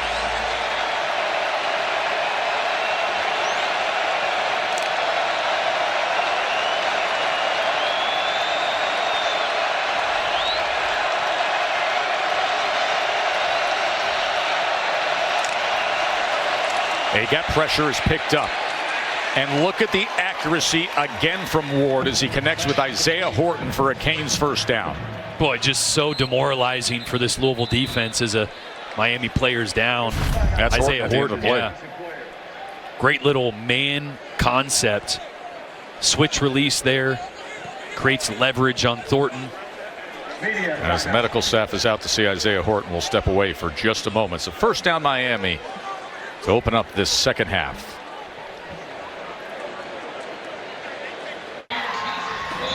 There's one of the emerging stars of college football, 17-year-old Alabama receiver Ryan Williams. Nico Iamaleava, the quarterback for Tennessee. This is a big matchup coming up on ABC at 3:30. Number 7 Alabama, number 8 Tennessee. Nico had a little bit of pressure last week against Florida. They sacked him 3 times. They did, and he kind of missed some deep shots that he normally hits. So I think a lot of weight on Nico's shoulders to play up to the level we all expected him to today versus Alabama. Cam Ward in Miami, first down.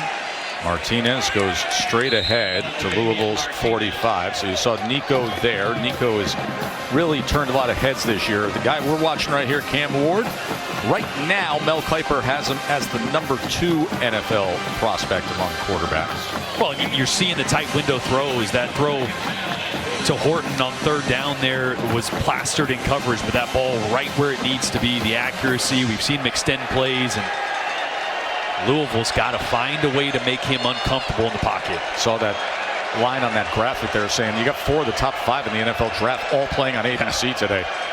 It's like a combine here with these 3 games today. 2nd and 6. Downfield goes Ward into traffic, and it's incomplete as he was looking for Arroyo, but Corey Thornton had a shot at an interception.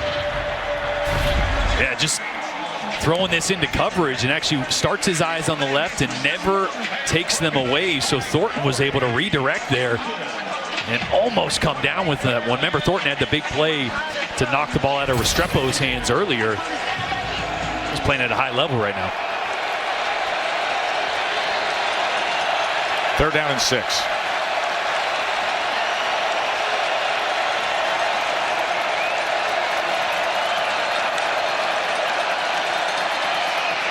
Ward going to run it himself, and he's going to get the first down in doing so.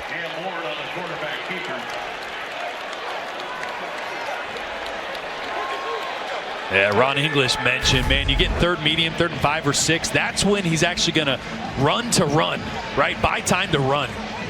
Not scramble to throw, and that time knows how much he needed to pick up. And that's unfortunate because they ran an interior stunt there that's designed to plug up those lanes. And, man, Cam was just able to find a lane. That's Johnny Fort, the umpire, with the body camera on, giving him that angle at the end of that play. 7-yard run by Ward. You put one of those cameras on you at dinner. You don't want that. There's some action. Got the umpire, the back judge, and the center judge all with cameras on today. And they go inside to Restrepo. Pass complete to Restrepo. Tackle made by Tamaria McDonald. There are the 3 officials cams, the ref cams. Johnny Fort's the umpire. Ken Bushy, the back judge. William Bonnet, the center judge, giving us some great coverage today. We appreciate the guys for doing that. An excellent job by Jim Phillips, the ACC commissioner, and their leadership to allow for it to really serve the fans so well. Give you as much access as possible. That's live right now from the center judge.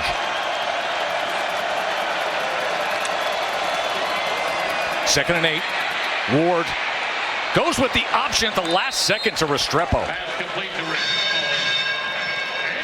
Oh, Cam Ward made a little audible there to a QB draw. Nothing there, so flipped it out to Restrepo. It's going to set up a 3rd and 5, 3rd and 6 here, 3rd and 5. Remember last time, this is where Cam used his legs to pick up the first. And again, Jeff Brom urged his defense to bring more pressure, make Cam Ward uncomfortable. So here on 3rd down, do they dial up the pressure, drop back and play coverage? 11th play of this drive coming up. They're going to bring pressure here off the edge.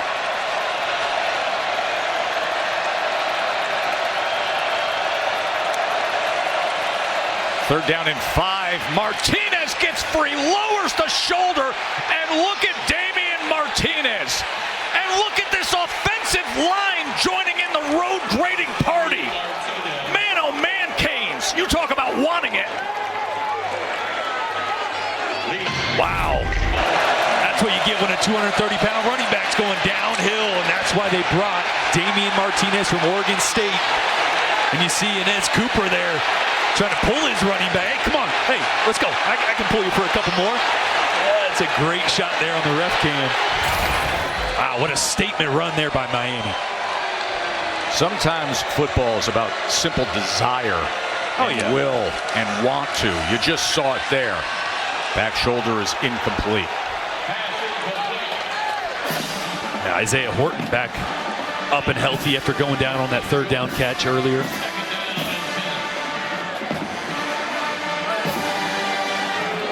Boy, that run, too, that Martinez had, the pressure was dialed up, had a linebacker blitzing right to that A-gap that Martinez started at. Great vision to cut backside. And then, obviously, the physicality to finish it off.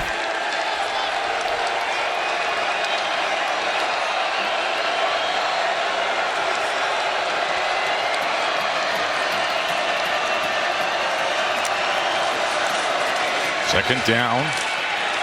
Martinez again, tough running inside the 10-yard line. It'll be 3rd down from there.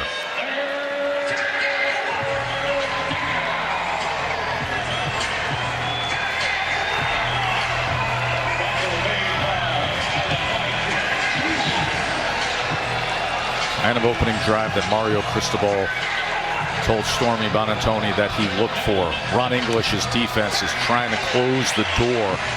Miami's 3 for 3 on 3rd down on this drive, now facing a 3rd and 6.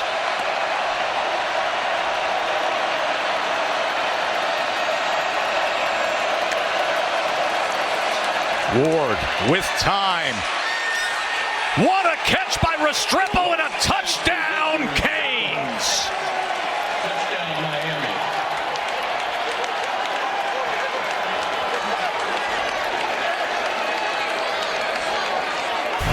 Let's take a look at the end of the catch here. Restrepo, well, he's put his body on the line a couple times. Looks like he secured that one in for a touchdown. Great play design. And a great route by Restrepo in the slot working on Corey Thornton. That's the first touchdown Louisville defense has given up in the 3rd quarter this year. And it comes on a 14-play drive that took up over 6.5 minutes. Michael Irvin congratulating Xavier Restrepo.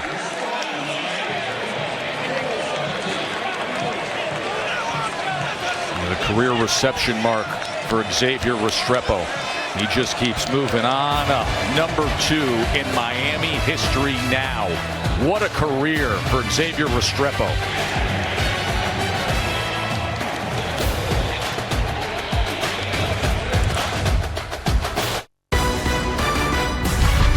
ABC College Football, presented by Tums Gummy Bites, is brought to you by Ram Trucks, built to serve. That was the 9-yard touchdown moments ago by Xavier Restrepo, who you think of all the great receivers in Miami history, like that guy, Michael Irvin. It's Restrepo, now number 2 all-time in career receptions for the Canes, and that is where he ranks in receiving yards as he's closing in on that list as well, Jordan. Oh, he's going to rewrite the record books here. How cool is that? Reggie Wayne, Santana Moss, you saw Michael Irvin. Some pretty big names to be associated with, let alone to pass up. Lacey from the end zone on the return. And it's a great return. Colin Lacey past midfield, picks up the block. How do you do?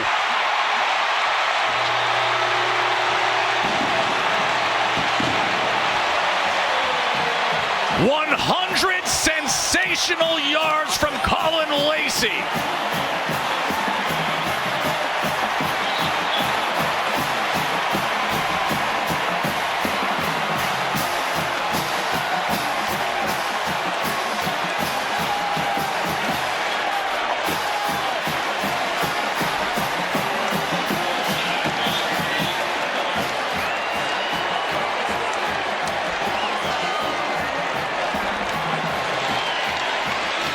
So we had a drive that took up over 6 minutes from Miami. And in a matter of seconds, Louisville responds. It doesn't matter how you do it. 7 is 7.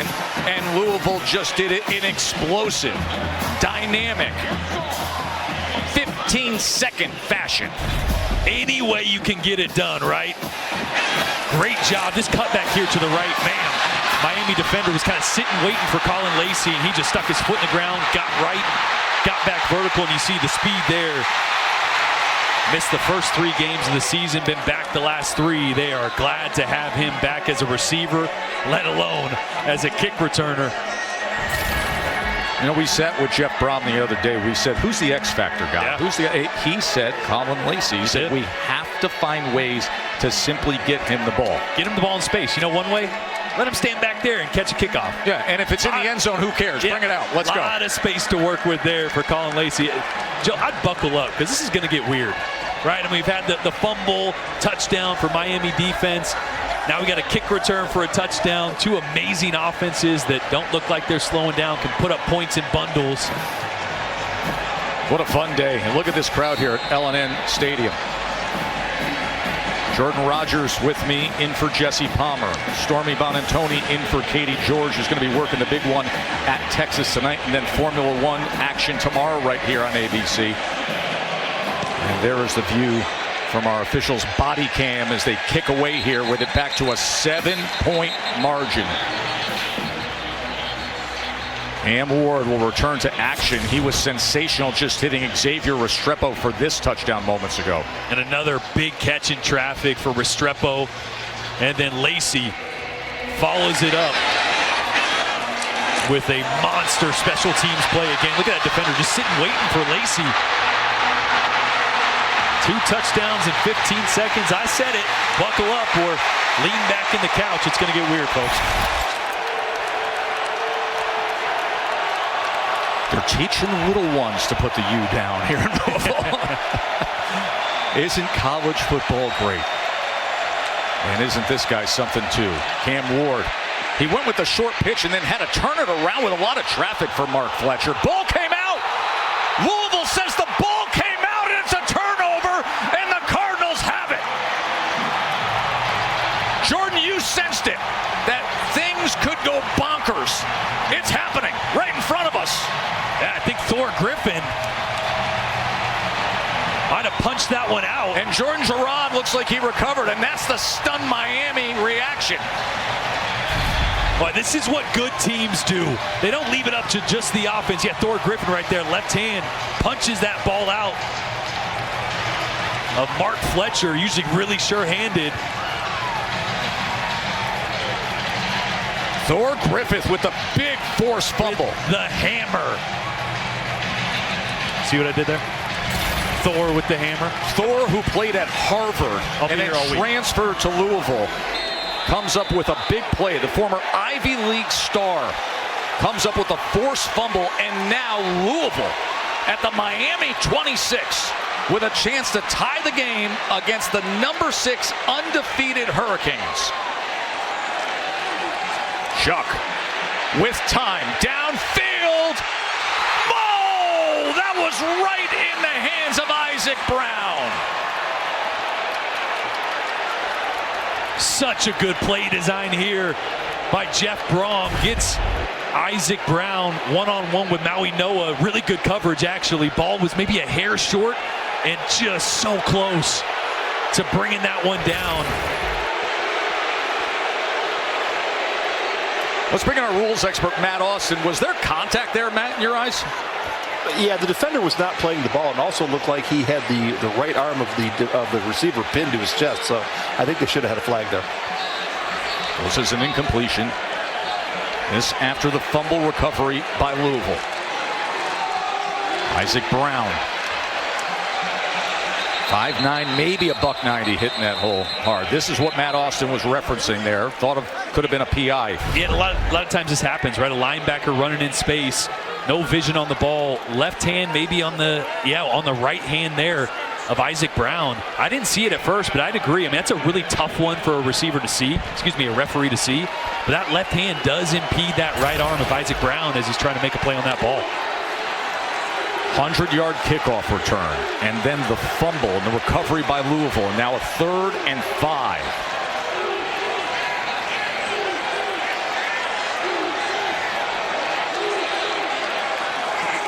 Here's Shuck. They drop 8 into coverage. Touchdown, Louisville! Ja'Cory Brooks!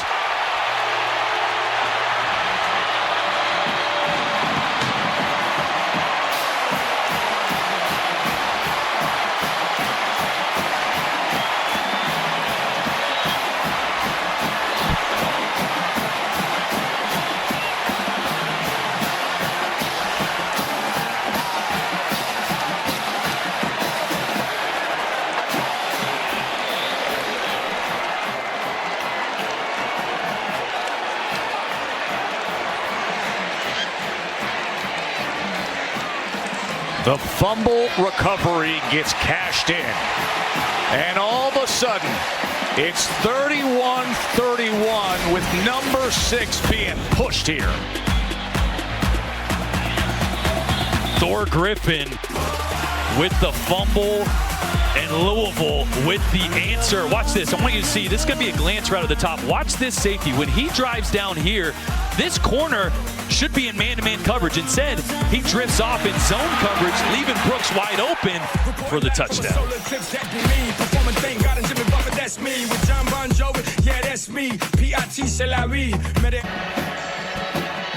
Ja'Cory Brooks, moments ago, he had the touchdown catch, has tied the game at 31-31.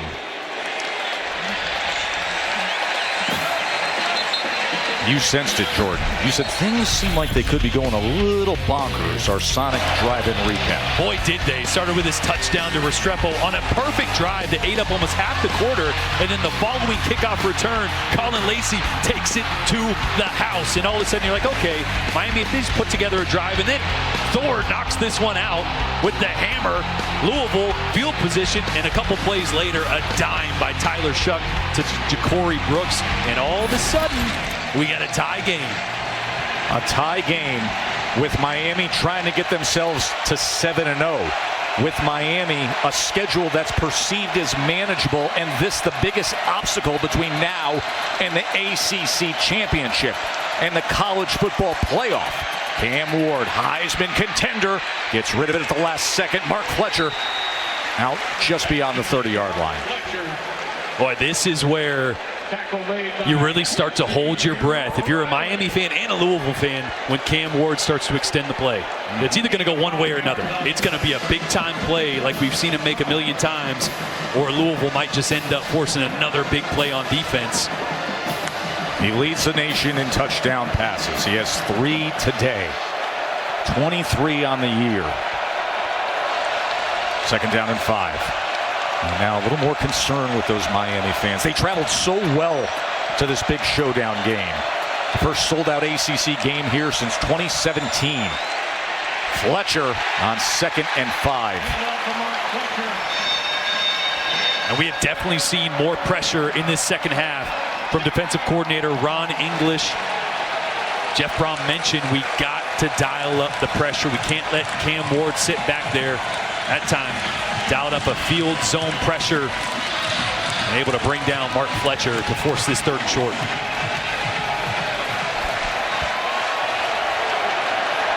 All right, we've seen this formation 2 times already. It's been a handoff each time. Do they have a play action off it? Is this the time we see them mix it up? 3rd and 2. Fletcher, as he drives ahead, let's see where they mark it here. And maybe just a football length shy of that line to gain. And if so, that's a major stop for Louisville. Or these coaches have rolled the dice. It's 4th and 1. This is from their own 34-yard line. Mario Cristobal, the undefeated Canes, and a roaring L&N Stadium sold out. A 4th and 1 from your own 34-yard line. Here we go. A little confusion by Miami. Play clock counting down. 4th and 1. Fletcher, first down, Canes. Hand off to Mark Fletcher. Boy, Cam Ward almost thought about pulling that one. He's got a read on that play. It took him a while to take it out of the gut of Fletcher. Made the right decision to hand that one off. But Cam Ward was the one signaling to the sideline going, let's go for it. I mean, hard to say no to your Heisman hopeful, Heisman front-runner quarterback saying, let's go for it. We got this. Those around the program will tell you this is a level of leadership that they haven't seen in a while with Miami. The star quarterback, Cam Ward, in a thriller of a tied game. Cranks it up, goes downfield, and gets it complete. Here goes Restrepo again, spinning his way, kept his balance inside the 5. Cam Ward and company are rolling out.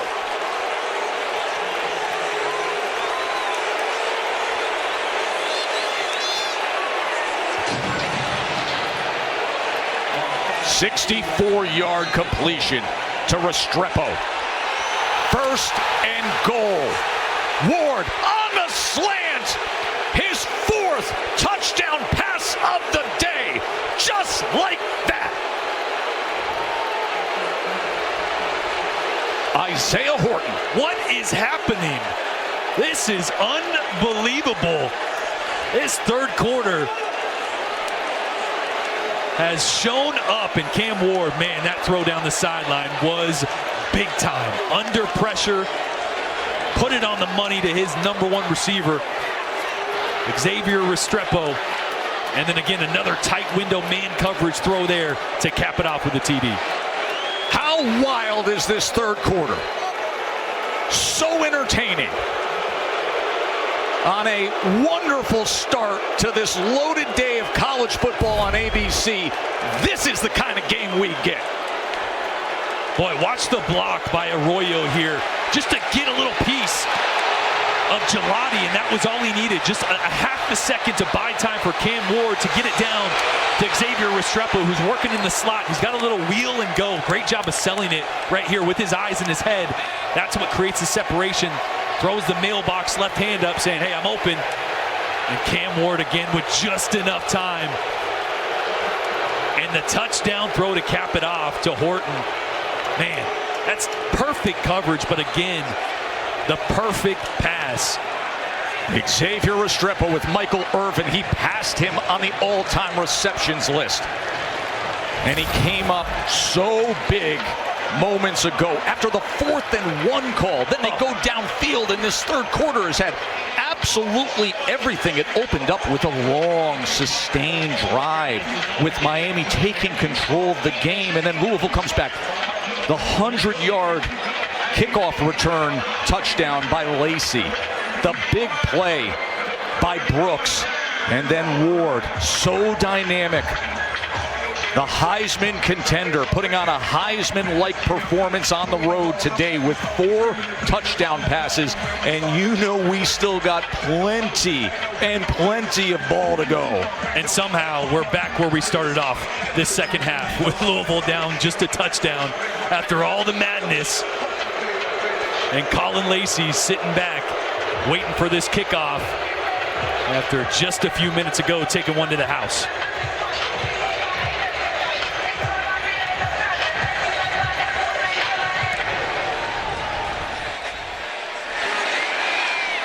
He's going to let it go over his head this time. Obviously, you hear the cascade of boos here because they felt it should have been a holding call with Gelati, their star defensive end and pass rusher, at the end of this play. They felt that should have been a holding with Arroyo, the tight end, getting out and just getting enough of him.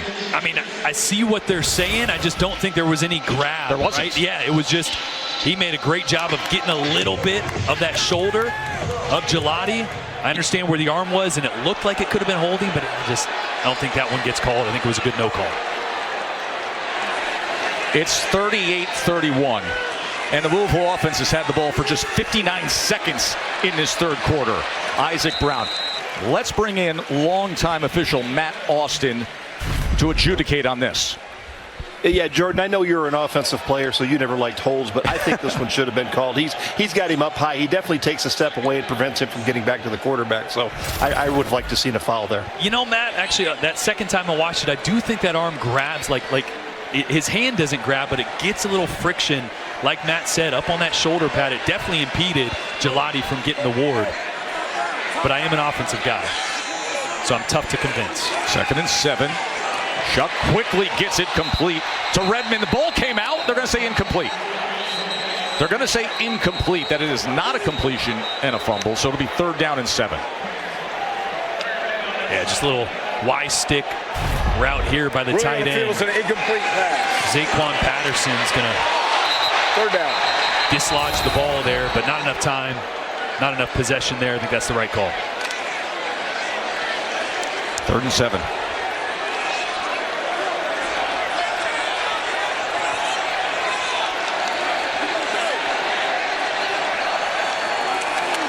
Shuck. Incomplete. He had an edge rusher right into his face as he was looking for Mark Redmond.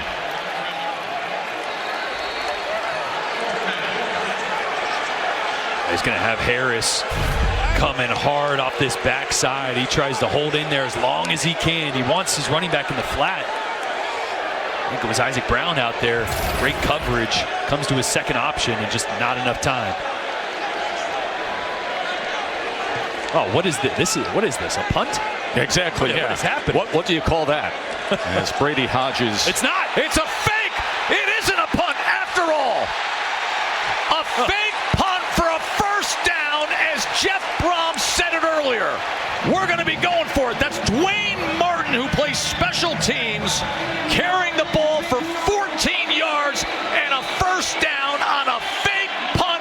Man, oh man, we got everything today. Why would we think they were going to kick it? Why would we think they're going to punt it? In this game, how many times have we seen 4th down attempts from this side of the field? And that time, just a great job dialing up your fake punt. Man, you have this, you're holding it every single week. You're like, do we get the look? Do we get the look? When do we use it? That's a great call by Jeff Brom to dial up a trick play when we all should have been expected that, right? Listen, even the coaching staff at Miami said it to us this week to expect everything. They even mentioned the fakes as the flag comes in. Jeez. Do they give, what would it be, an Emmy? Do they give Emmys for just quarters of football? Just one, this quarter. First down. Oscars, what is it? How much do you love ball? Submit it. How much do you love ball? If you're sitting on your couch with a cold beverage, some appies sitting in front of you, you're having the best day you've ever had in your life watching this football game right now. And this third quarter specifically. Unbelievable. Just bonkers.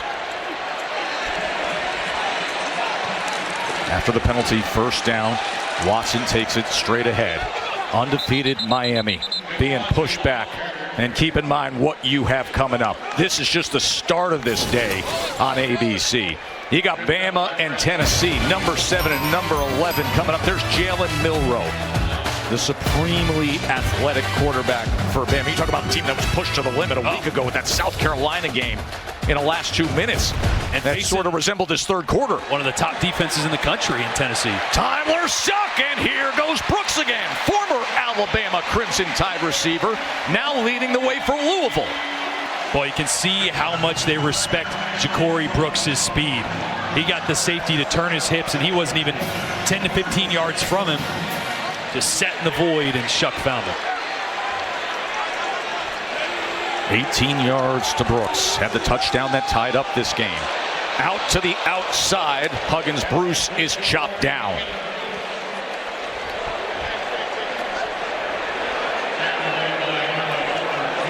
Boy, just you're finding anywhere as a play caller to kind of take a breath in this quarter. I mean, it's been so wild, right? So right there, just trying to get the ball to the perimeter, see if you can break the tackle. But I bet Brahm's going to dial it up here again. Keep the pedal to the metal. Coming to the end of this third quarter. And that scoreboard isn't done yet. Final play of the third quarter. Incomplete. He was looking for Brooks. Mish Powell had coverage. And we've got high drama here in Louisville. Miami trying to stay unbeaten. 38-31 as we head to the fourth. ESPN College Football's presented by Tums Gummy Bites returns after this message and a word from our ABC stations. Don't go anywhere.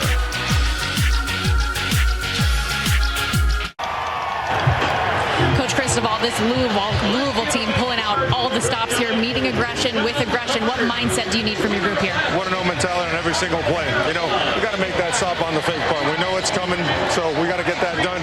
But more than anything, we got to just play 1-0 football on every single down. Thank you, Coach. Thank you. How about the energy in this place as we start the fourth quarter?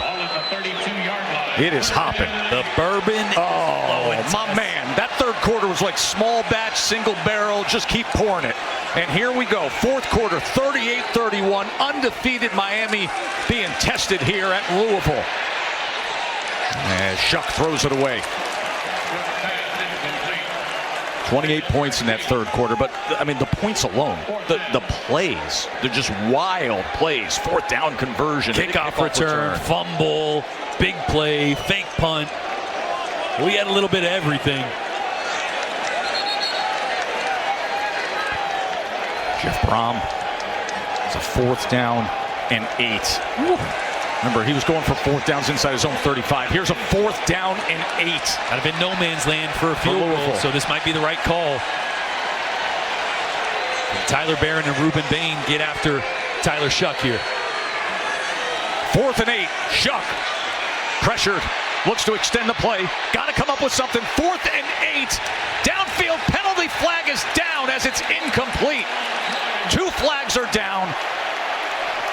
And this looks like it's going to go against Miami. I think they're going to get pass interference on. Prior to the pass, holding, defense, number 19. 10-yard penalty from the previous spot and an automatic. First down. Yeah, so Ruben Bain and Tyler Barron provided the pressure on Tyler Shuck. He gets outside the pocket, and when Ja'Cory Brooks sees his quarterback escaping the pocket, he tries to spin and go in the other direction, and that's when he gets the hold from De'Ani Hill, number 19 right there. Boy, the coverage was great initially from Hill, and then with the change of direction, just got a little bit of jersey. First down, Louisville.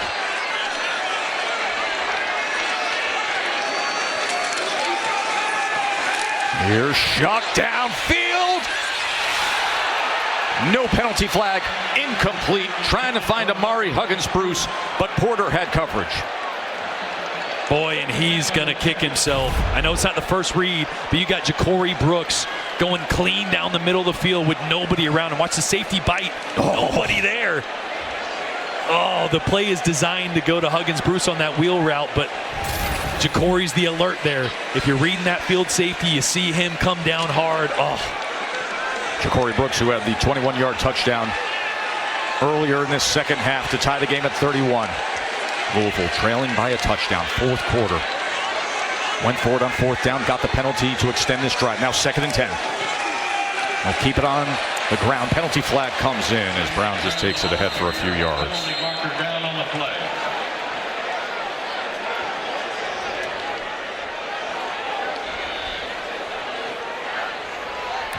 Illegal shift. Offense. 2 players in motion at the snap. 5-yard penalty. 2nd down.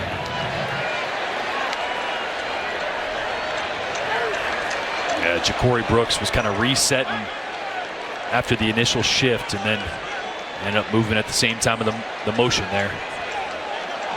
Now, both quarterbacks have had their moments today. Ward, of course, the Heisman contender, but Shuck with an opportunity here to make a statement on this drive to open up the fourth quarter. Duke Watson comes in at running back to flank him on 2nd and 15 after the 5-yard penalty.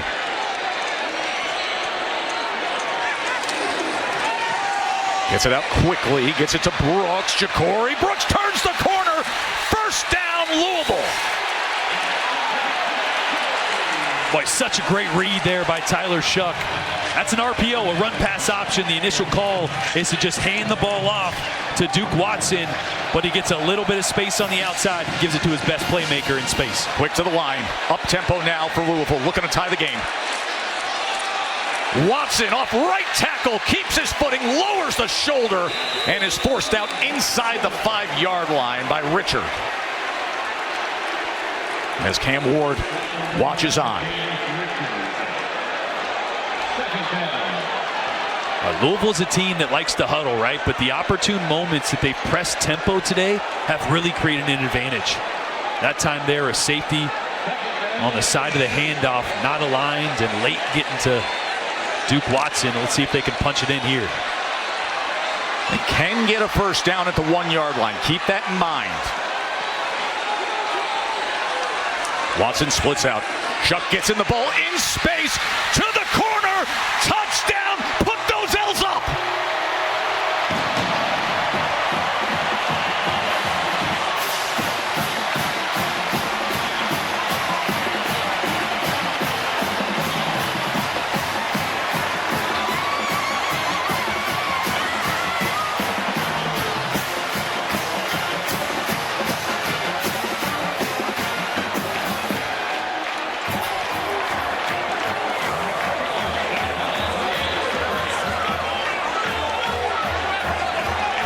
Brock Travelstead to tie the game.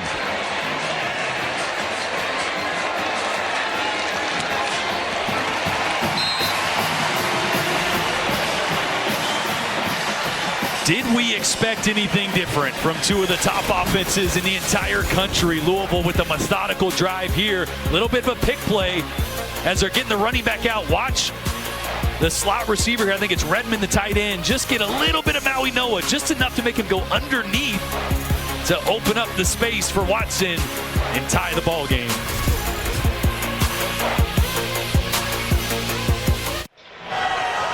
Taco Bell Live Más student section. You know they're going to be rocking it like Tin Roof and 3rd Street Dive tonight, Jordan. And they're going to be competing all season long to be the Taco Bell Live Más student section of the year. You can download the Taco Bell app to learn more.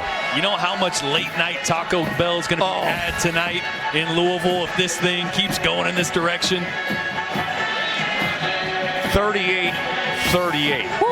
After an utterly outrageous third quarter, then the fourth quarter opens up with Shuck hitting Watson for the touchdown to tie things up. Chris Johnson Jr. on the return. Flag is down at the 42-yard line.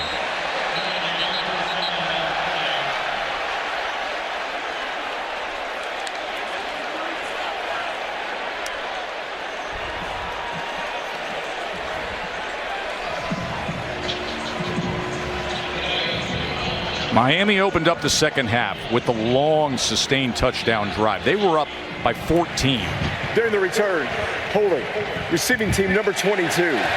10-yard penalty from the end of the run. First down. Louisville roared back with the kickoff return, and then Shuck found Brooks.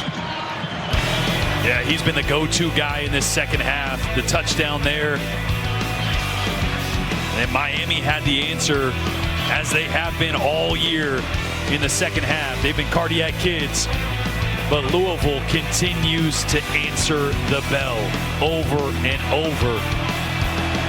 And Cam Ward makes some Heisman magic happen here in the fourth quarter once again. Ward has 4 touchdown passes on the day.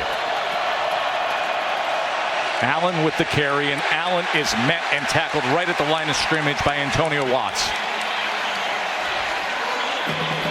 Like, it'd be nice to think you can just hand it off and sustain a drive and get the run game going. They've been good today, but this one's going to be on Cam Ward's shoulders for the rest of the fourth quarter. Sold out here in Louisville for undefeated number 6 Miami. Ward, what a throw to Brown again, and Brown gets free. Here goes Sam Brown. Look at Sam Brown downfield again. Explosive play, Miami.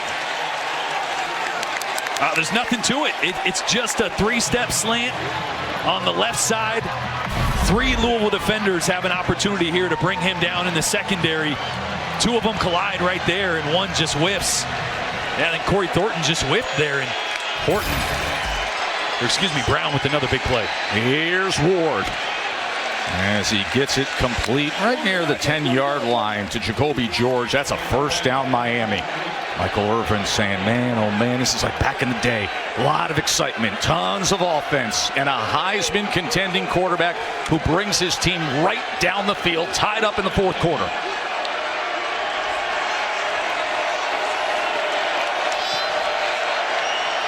Got Restrepo in the slot, man-to-man coverage. Allen. Look at A.J. Allen as he works his way inside the 5, down to the 2. McDonald tackled him. Quick to the line.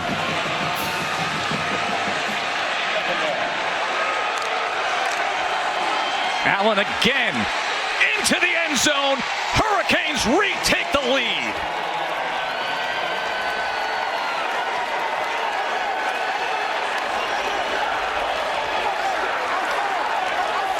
Boy, great block here by 9th-year player Cam McCormick, the tight end number 84. Watch him just cave this left side down, working with Elijah Arroyo as well.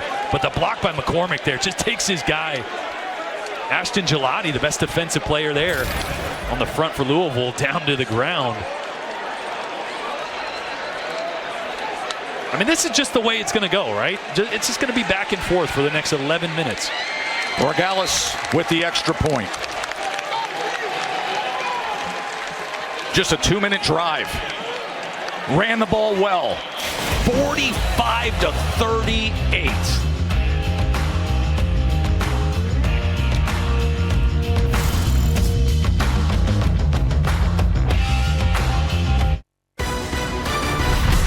ABC College Football is presented by Tums Gummy Bites. Get fast relief of occasional heartburn. Use as directed. And in part by the Sonic $1.99 menu. Live free. Eat Sonic.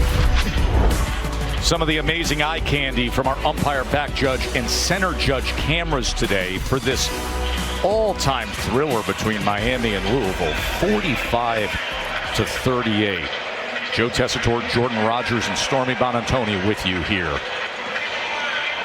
Miami trying to stay undefeated. Number 6 team in the country in what they have described as their big swing game on the schedule.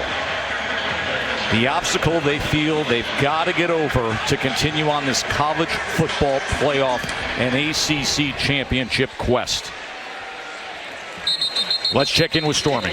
We'll test Louisville star freshman running back Isaac Brown spent the last 7 or so minutes in the injury tent. When he came out, he did have a slight limp on his right leg. He was reaching for that ankle, but every time a coach or a fellow player came up to him and asked if he was okay, he nodded, said yes, but he did look still visibly uncomfortable, guys. And Stormy, of course, he had a 43-yard touchdown earlier today. He also fumbled the ball that Miami recovered in the end zone for a touchdown.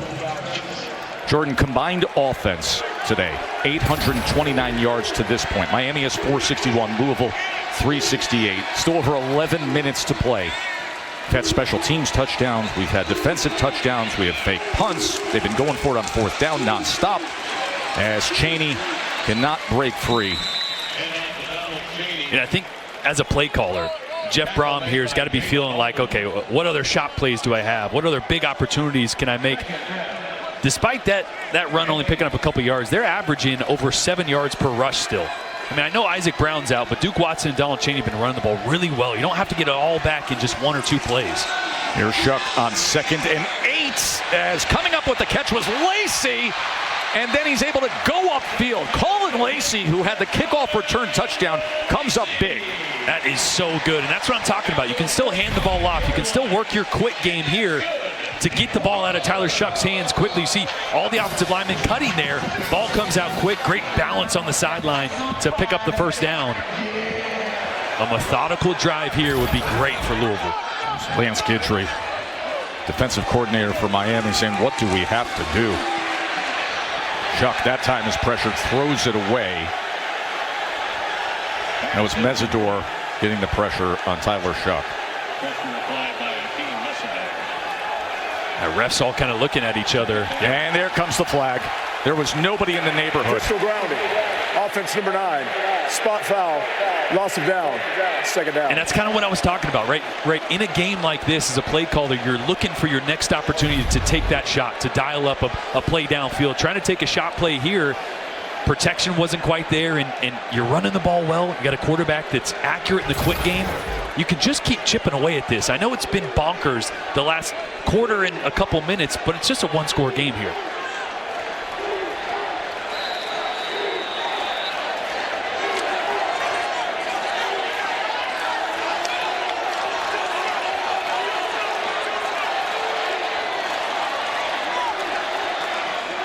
Spot foul made it a 12-yard loss. 2nd and 22. That was overthrown, looking for Chris Bell.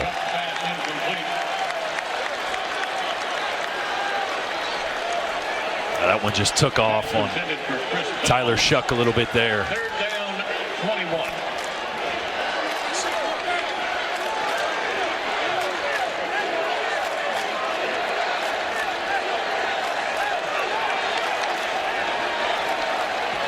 I mean, if you pick up 10 or 12 here, I mean, the way this game has been going, we've seen a lot of 4th down calls rolling the dice.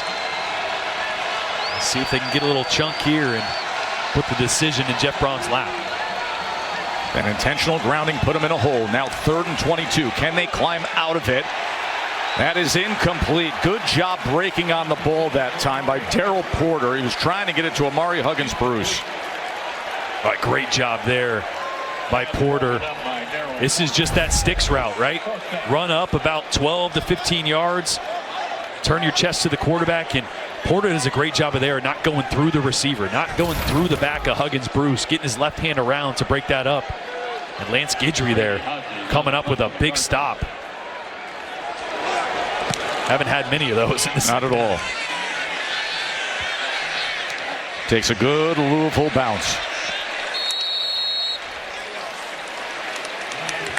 Welcome to the shootout in Texas. Standing on business, ready for revenge. It's the sweetest victory, and that's a win. I'll be right there to catch me if I fall. That is tonight. Coming up next, the sensational Ryan Williams. He's had a couple of plays that you could mark down this year as sort of plays of the year, right? The thriller against Georgia where he spun free. Let's see what he does against the talented Tennessee defense. Tennessee defense, who's going to be without Peely, he's a big part of their success. We mentioned that earlier. Got to get Ryan Williams involved early, right? You guys did the game last week. Yes. Only a couple targets by the time the fourth quarter came around. He's too good not to get involved as early as possible against Tennessee. Allen with blockers in front. A.J. Allen with a first down for Miami. Jalen Rivers with a big block there. Arroyo coming around as well. Now this is where Miami can use up this clock, right? We've seen both teams jump in and out of tempo. Now you want your veteran quarterback to start to let this play clock tick down as much as possible in between snaps here.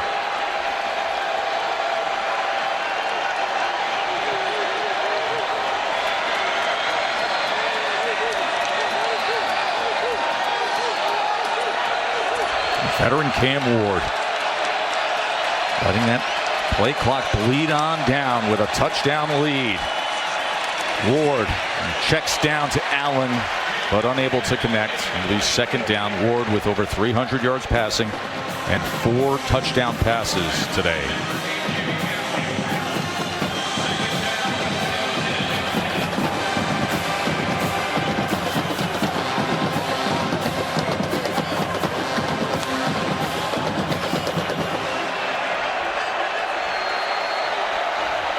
Jared Dawson and that defensive line trying to come up with a stop, get the ball back to the Louisville offense.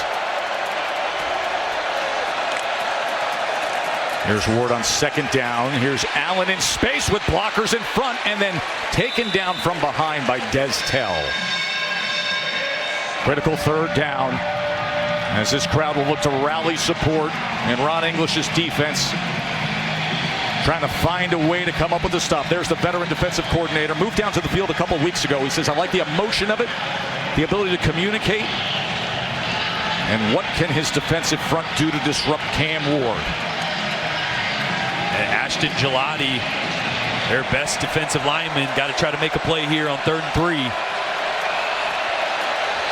230-plus pound Damian Martinez is the running back next to Ward here on 3rd and 3. They get it quickly on the inside to Restrepo, and that is exactly what the veteran slot receiver can give them. First down, Miami. Yeah, and the difference here is the bunch creates space at the line of scrimmage, but it's how quickly Cam Ward's able to get the ball out of his hands. Watch this, one step with his right foot, little sidearm flick. Doesn't need to get his feet all the way to his target. That arm talent means a half a second more of separation for Restrepo as those defenders start to close in. 7 catches, over 100 yards. He passed that legend right there, Michael Irvin, on the all-time catches list in Canes history today.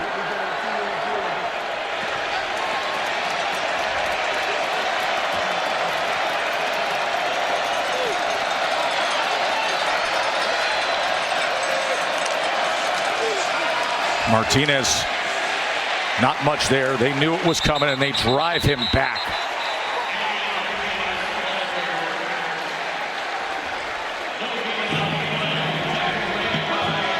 Well, this is where you got to remind your guys with that helmet communication, get the ball, right? Every time a running back is stood up, every time a quarterback is moving in the pocket, you got to go after the ball. This Louisville defense is going to have to try to force the issue here as Miami's putting together a time-consuming drive. And take this under 7 minutes to go with a touchdown lead. On 2nd and 10. Ward. Pressure off the edge. Cam Ward is ripped down. They got to him. It was Ben Perry.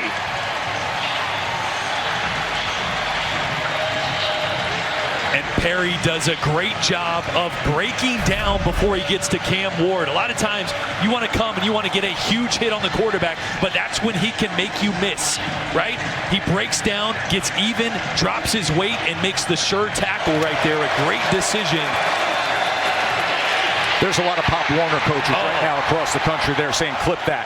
I mean, that's one where your eyes get so big. That's like, day one. I'm going to just hit him really hard, and then he makes you miss and makes a big play out of the pocket. A really fundamentally sound football play to force this 3rd and long. Huge 3rd and 17. Can the Louisville defense find the stop? Ward's going to run it himself. Cam Ward picks it up with his legs.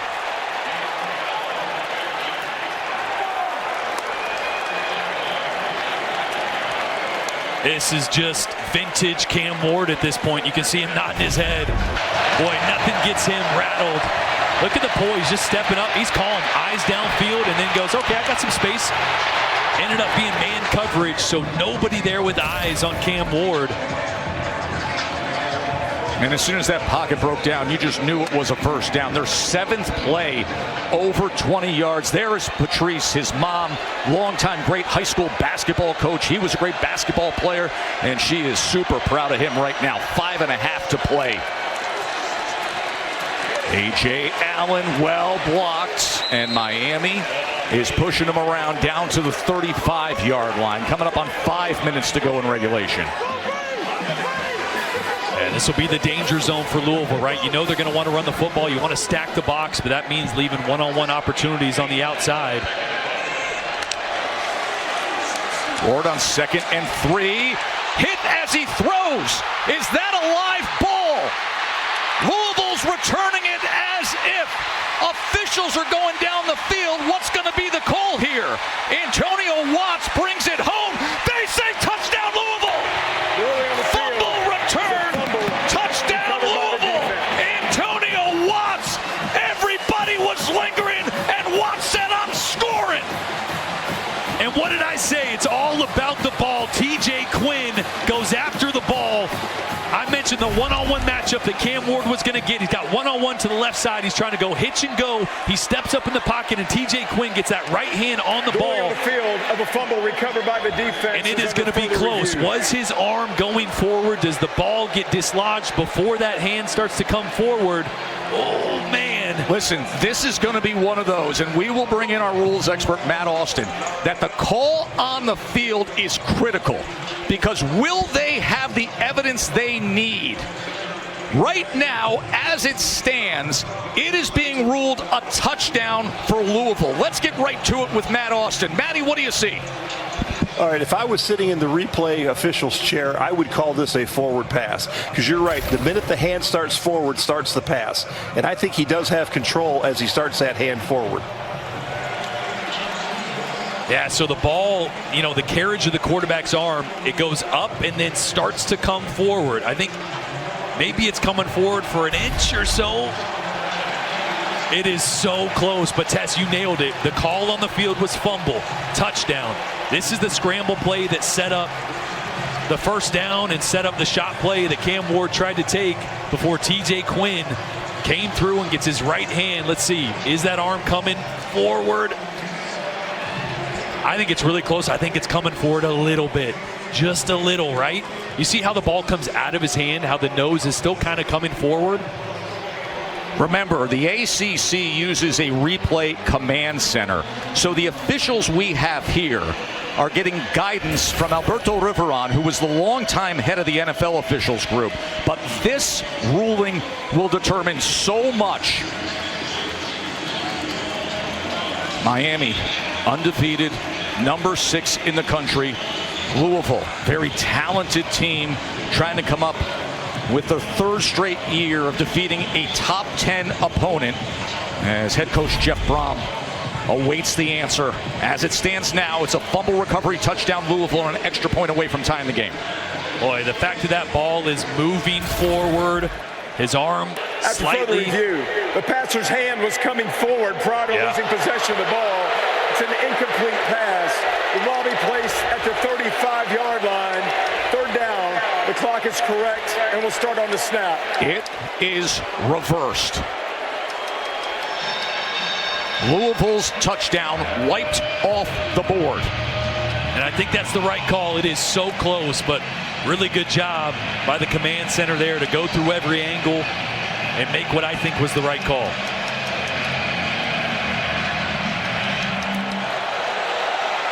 Third down and 3. From the cliff's edge to back to comfort with the ball in the hands of Cam Ward. Martinez on 3rd and 3 just lowers that shoulder, and it'll be another first down Miami. Oh, this is where you might just lean on number 6 a little bit. 6 foot, 230 pounds. He's going to fall forward for at least a couple yards every single time.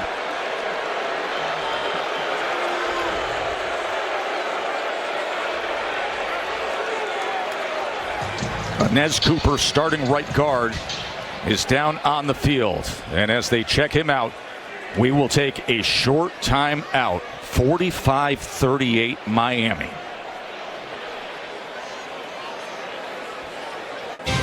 There's Dylan Sampson, who has 15 rushing touchdowns on the season.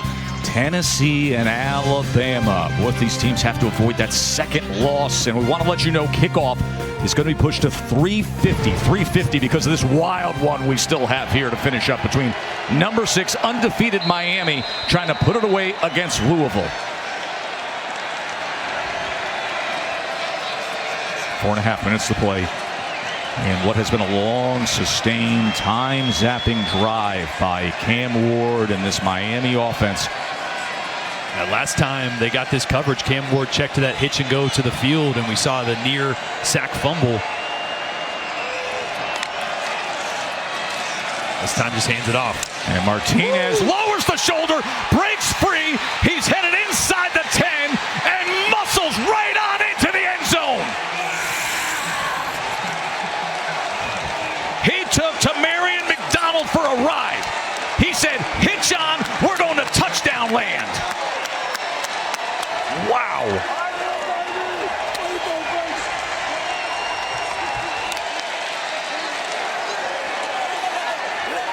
That quieted the crowd here, huh?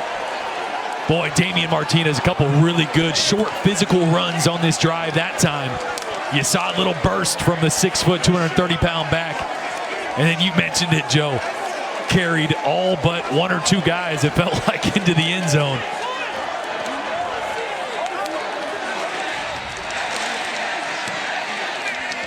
They had an 11-play drive that goes 80 yards, took up over 6 minutes, and then a 30-yard touchdown run by Martinez. I mean, just what this is it's just inside. Like, if you pick up 3 or 4, this is a great play design, right?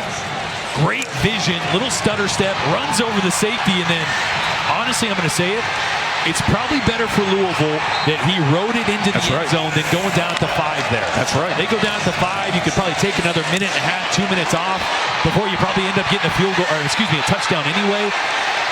So as much as that's a gut punch, that might be the only way Louisville has time to try to get back into this thing. Yeah, now they got to make some magic. They got to get the ball back. But still, to your point, they could have taken much more time off the clock. But man, Damian Martinez, look at that kind of fight right there. And that's the Damian Martinez they've been wanting to see. That's the Damian Martinez that was back-to-back first-team All Pac-12, 1,000-plus yards, a Doak Walker finalist last year. That's the guy they've been waiting for, and he showed up in one of the biggest moments. They always describe him as a bruiser. You just saw how a bruiser-type running back gets after it when a game is on the line. They got over half a hundo now, 52-38. But now think about it. You got 4 minutes. You have all 3 of your timeouts. You were going to need 2 scores regardless, right? So by him not coming up short there, you leave a couple extra minutes on the clock. Now you still need to score and score quick. This guy can do that. Lacey had the big kickoff return touchdown earlier, but very good coverage against him here just outside the 23. And Jeff Brom mentioned from Jump Street they were going to have to be aggressive all day because of who was on the other side, and Cam Ward come out in some crazy formations, the trick plays, everything. He has unloaded the clip today, the fake punt that everybody sitting here knew was coming, but still Miami couldn't stop it. They're going to need to pull out some of the magic that we've seen so far from Tyler Shuck and this Louisville offense. Here on 4th and 8, they get the pass interference that keeps the drive alive. They're going to need some chunk plays here and fast. Just under 4 minutes to play. Sidearm is incomplete. He's trying to get it to Brooks. Pass incomplete. Intended for Ja'Cory Brooks. You see Isaac Brown back out there. He's still got a little bit of a limp, the true freshman running back. They really like him out of the backfield. They've targeted him downfield a couple times as well.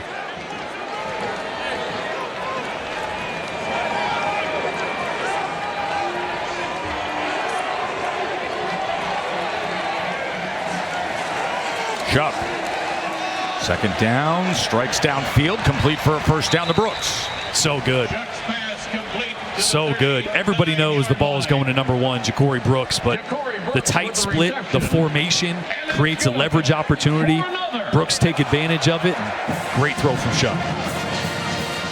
15 yards to Brooks. 3.5 minutes to play. 2-touchdown deficit. They've made that up earlier today. Checks it down to Brown, and Brown is wrestled down immediately as that play was made by Jadis Richard. 3 timeouts plus the 2-minute timeout remaining for Louisville.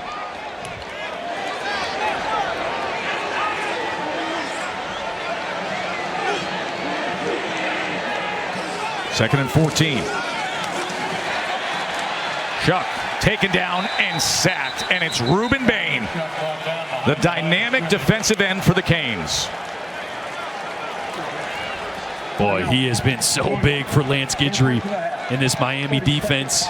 Said it a few times, but finally back and healthy last week, or excuse me, 2 weeks ago against Cal. And watch the rush here on Trevante Sylvester. He's just going to beat him across face.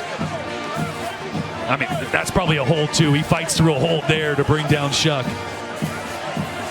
See Tyler Barron there getting his hand, speed rush on the outside as well. This is where this defensive front, as talented as they are, have to take over games.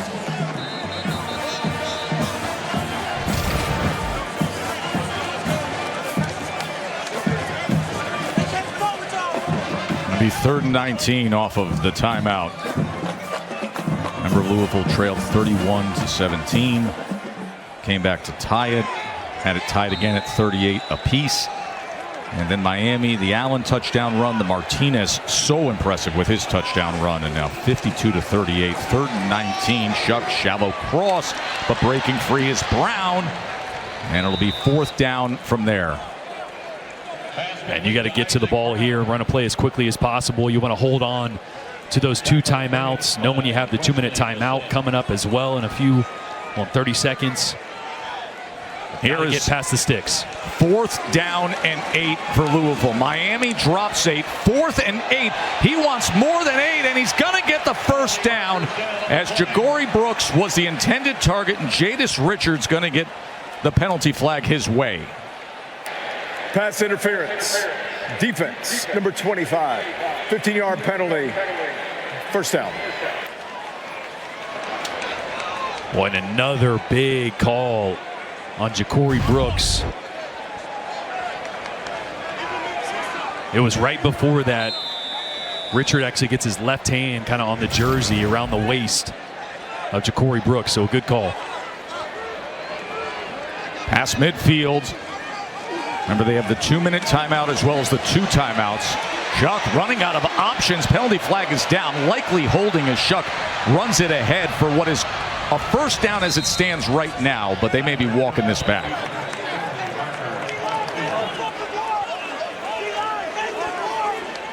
It looked like C.J. Clark was wrestled to the ground. Holding. Offense number 70. 10-yard penalty. Well, I just mentioned Trevante Sylvester, left tackle. Probably should have had a holding call in the last play on Bain. And this one, Joe, you're used to this. What is that, a body slam? You put him down pretty good.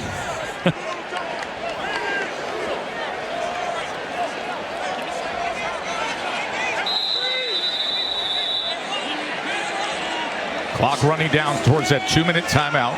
They go with the quick screen to Lacey, and Lacey is tackled near midfield. And with that, we will reach the 2-minute timeout. Louisville desperate for something here, trailing by 14. As it's been a thriller here at L&N Stadium on a glorious Saturday to start off your ABC college football.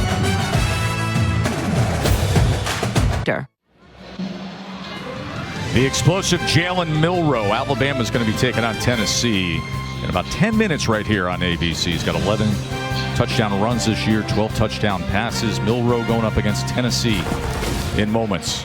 Cam Ward today, 4 touchdown passes, 319 yards passing for Cam Ward. Almost like a quiet day for Cam Ward. Isn't that crazy? I mean, no, really. Really? I mean, guy leads the nation in touchdown passes. He's got 4 today, and you're talking about everything else. Yeah. 2 minutes to play. Louisville trailing by 14. Shuck. That is incomplete. Again, looking for Brooks.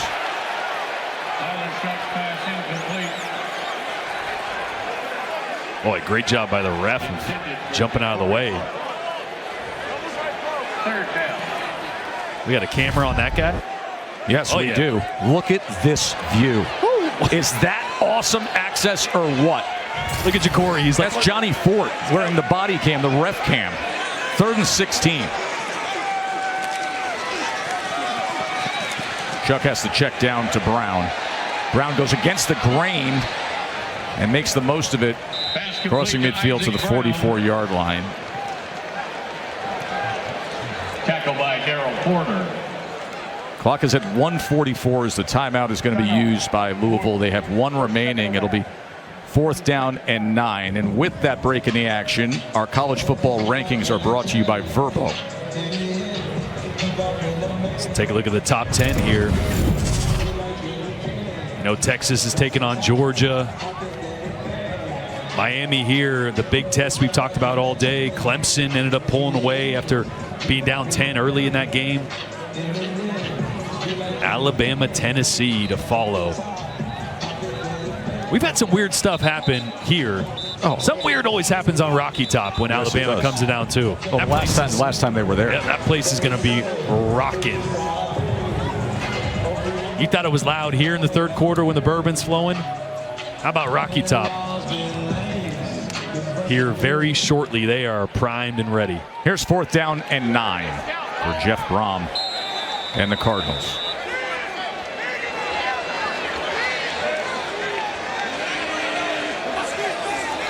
Chuck on 4th and 9. As he gets it complete for the 1st down to Lacey. So there is still hope for Louisville. Yeah, still hope. Obviously, with the timeout situation, it'd have to be an onside kick if they do get a score here, but you got to do that first. And we saw South Carolina against Alabama last week. Chuck plenty of time, but he doesn't have anybody open, and now he has to go underneath where he tried to get it to Chaney, but it's incomplete. Pass ruled incomplete. Officials timeout for an injured offensive player. Players down. It's Donald Chaney, the former Miami Hurricane running back who transferred to Louisville. We have a few players in this game who has swapped schools. Of course, that's very common. You know, it's interesting to really assess Miami, Jordan, because you sit back, you have Cam Ward, you have all this offensive talent. They give up a lot of big plays. We saw it again today. They could probably outscore anybody in the country if they really need to. How do you view them in terms of being a national title contender? Well, now that their defensive line is a lot healthier with Ruben Bain back and a couple others, they're better up front. They could force some more turnovers possibly. You're not going to be a team that's going to hold a good offense to 25 points. But if you can score 50 against good defenses, it doesn't really matter if you get a turnover in there every now and then. Yeah, they can. They can play these kind of wild games and put up the points, and they put up 52 today. Got a little help defensively with a defensive touchdown. 2nd down, Chuck over the middle, gets it complete inside the 10, and Jacory Brooks has Louisville in position now. 1st and goal. Wow. Still a timeout remains. Little double move down the middle. That is a heck of a throw, kind of on the back hip, back shoulder by Tyler Shuck. To obviously Jacory Brooks, who has over 100 yards receiving and a touchdown. 28 yards there. Got to score quickly. Going to need to get the ball back. And a timeout's going to be used by Miami. Snap. Timeout. Miami. They're first of the half. 30 seconds. Yeah, just a little hesitation, double move down the middle of the field. Try to hit this on cover 2. That Mike player running down the middle of the field right there, the safety. You can work on him. And again, with a guy over the top, a perfect throw by Shuck on the back shoulder to protect him from Mish Powell there closing in. Had a wild 3rd quarter here. Had an energized start to the 4th quarter before Miami took control, especially with the long drive that Martinez capped with 30-yard touchdown run. A reminder that Alabama and Tennessee is coming your way in moments, and then the big one tonight with Georgia at Texas. Of course, Austin, sort of the sports capital of the world this weekend, with Formula One on ABC tomorrow. Katie George with both assignments there. Football game and Formula One. We're thrilled to have Stormy with us, taking her place in what's been a fun day to get this day of college football started. Tyler Shuck looking to throw back against the grain, but that was well covered, and he didn't have an option, so that leaves 58 seconds and 2nd and goal. Yeah, Jaden Harris over there blew that one up. If he's not there, you got 2 blockers and a tight end wide open. So a really good job by the backside safety Harris there.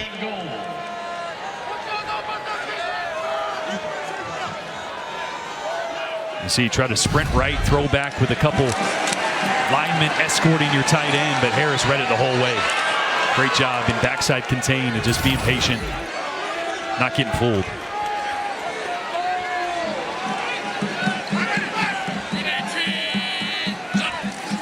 Second and goal. Chuck to the end zone. And touchdown, Louisville, Ja'Cory Brooks. So we will have the onside attempt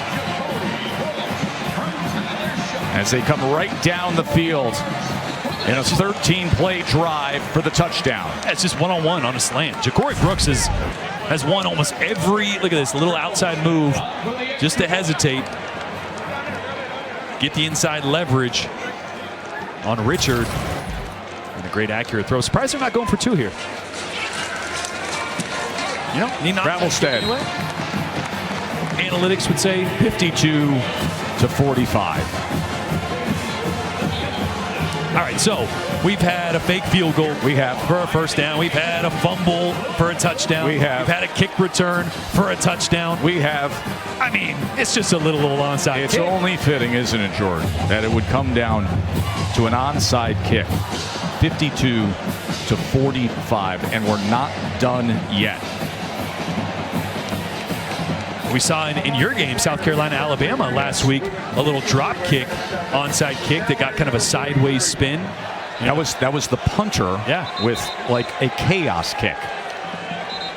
And we'll see what version we get today. It'll be the first onside kick attempt for Louisville this season. This will be the first one they've attempted this season.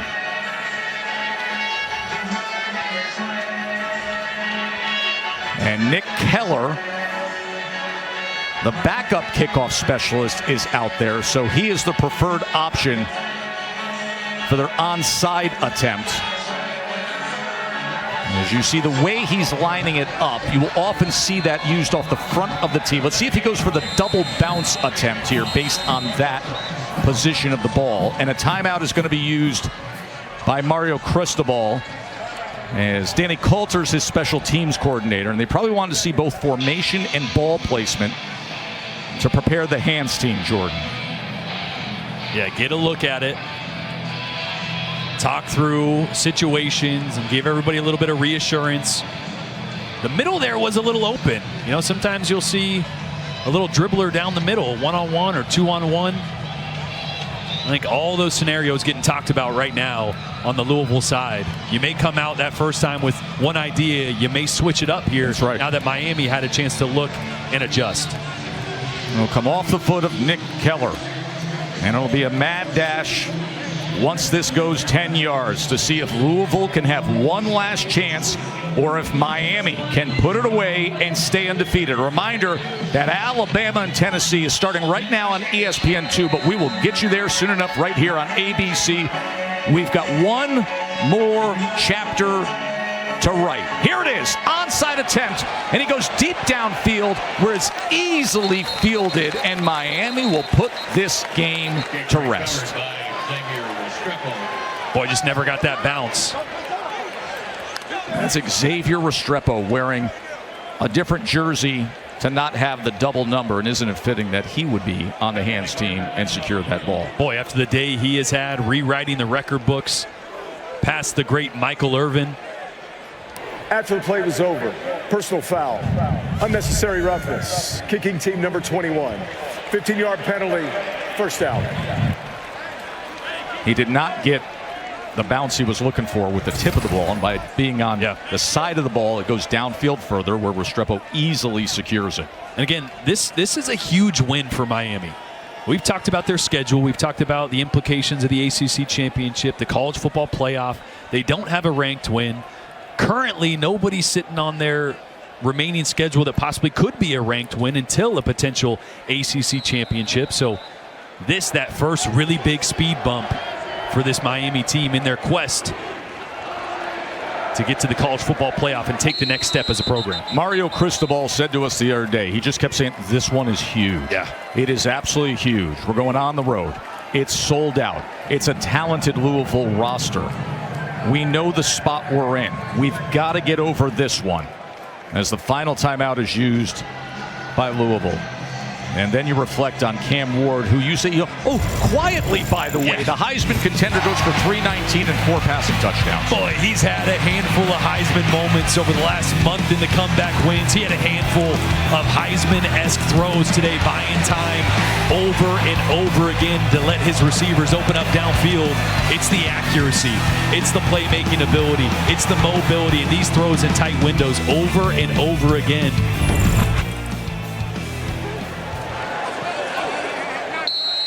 And Cam Ward, as the final minute ticks away here, he tried to take that victory formation snap and actually had to land on the ball. Always risky. You never know until it's over. How about Mario Cristobal, right?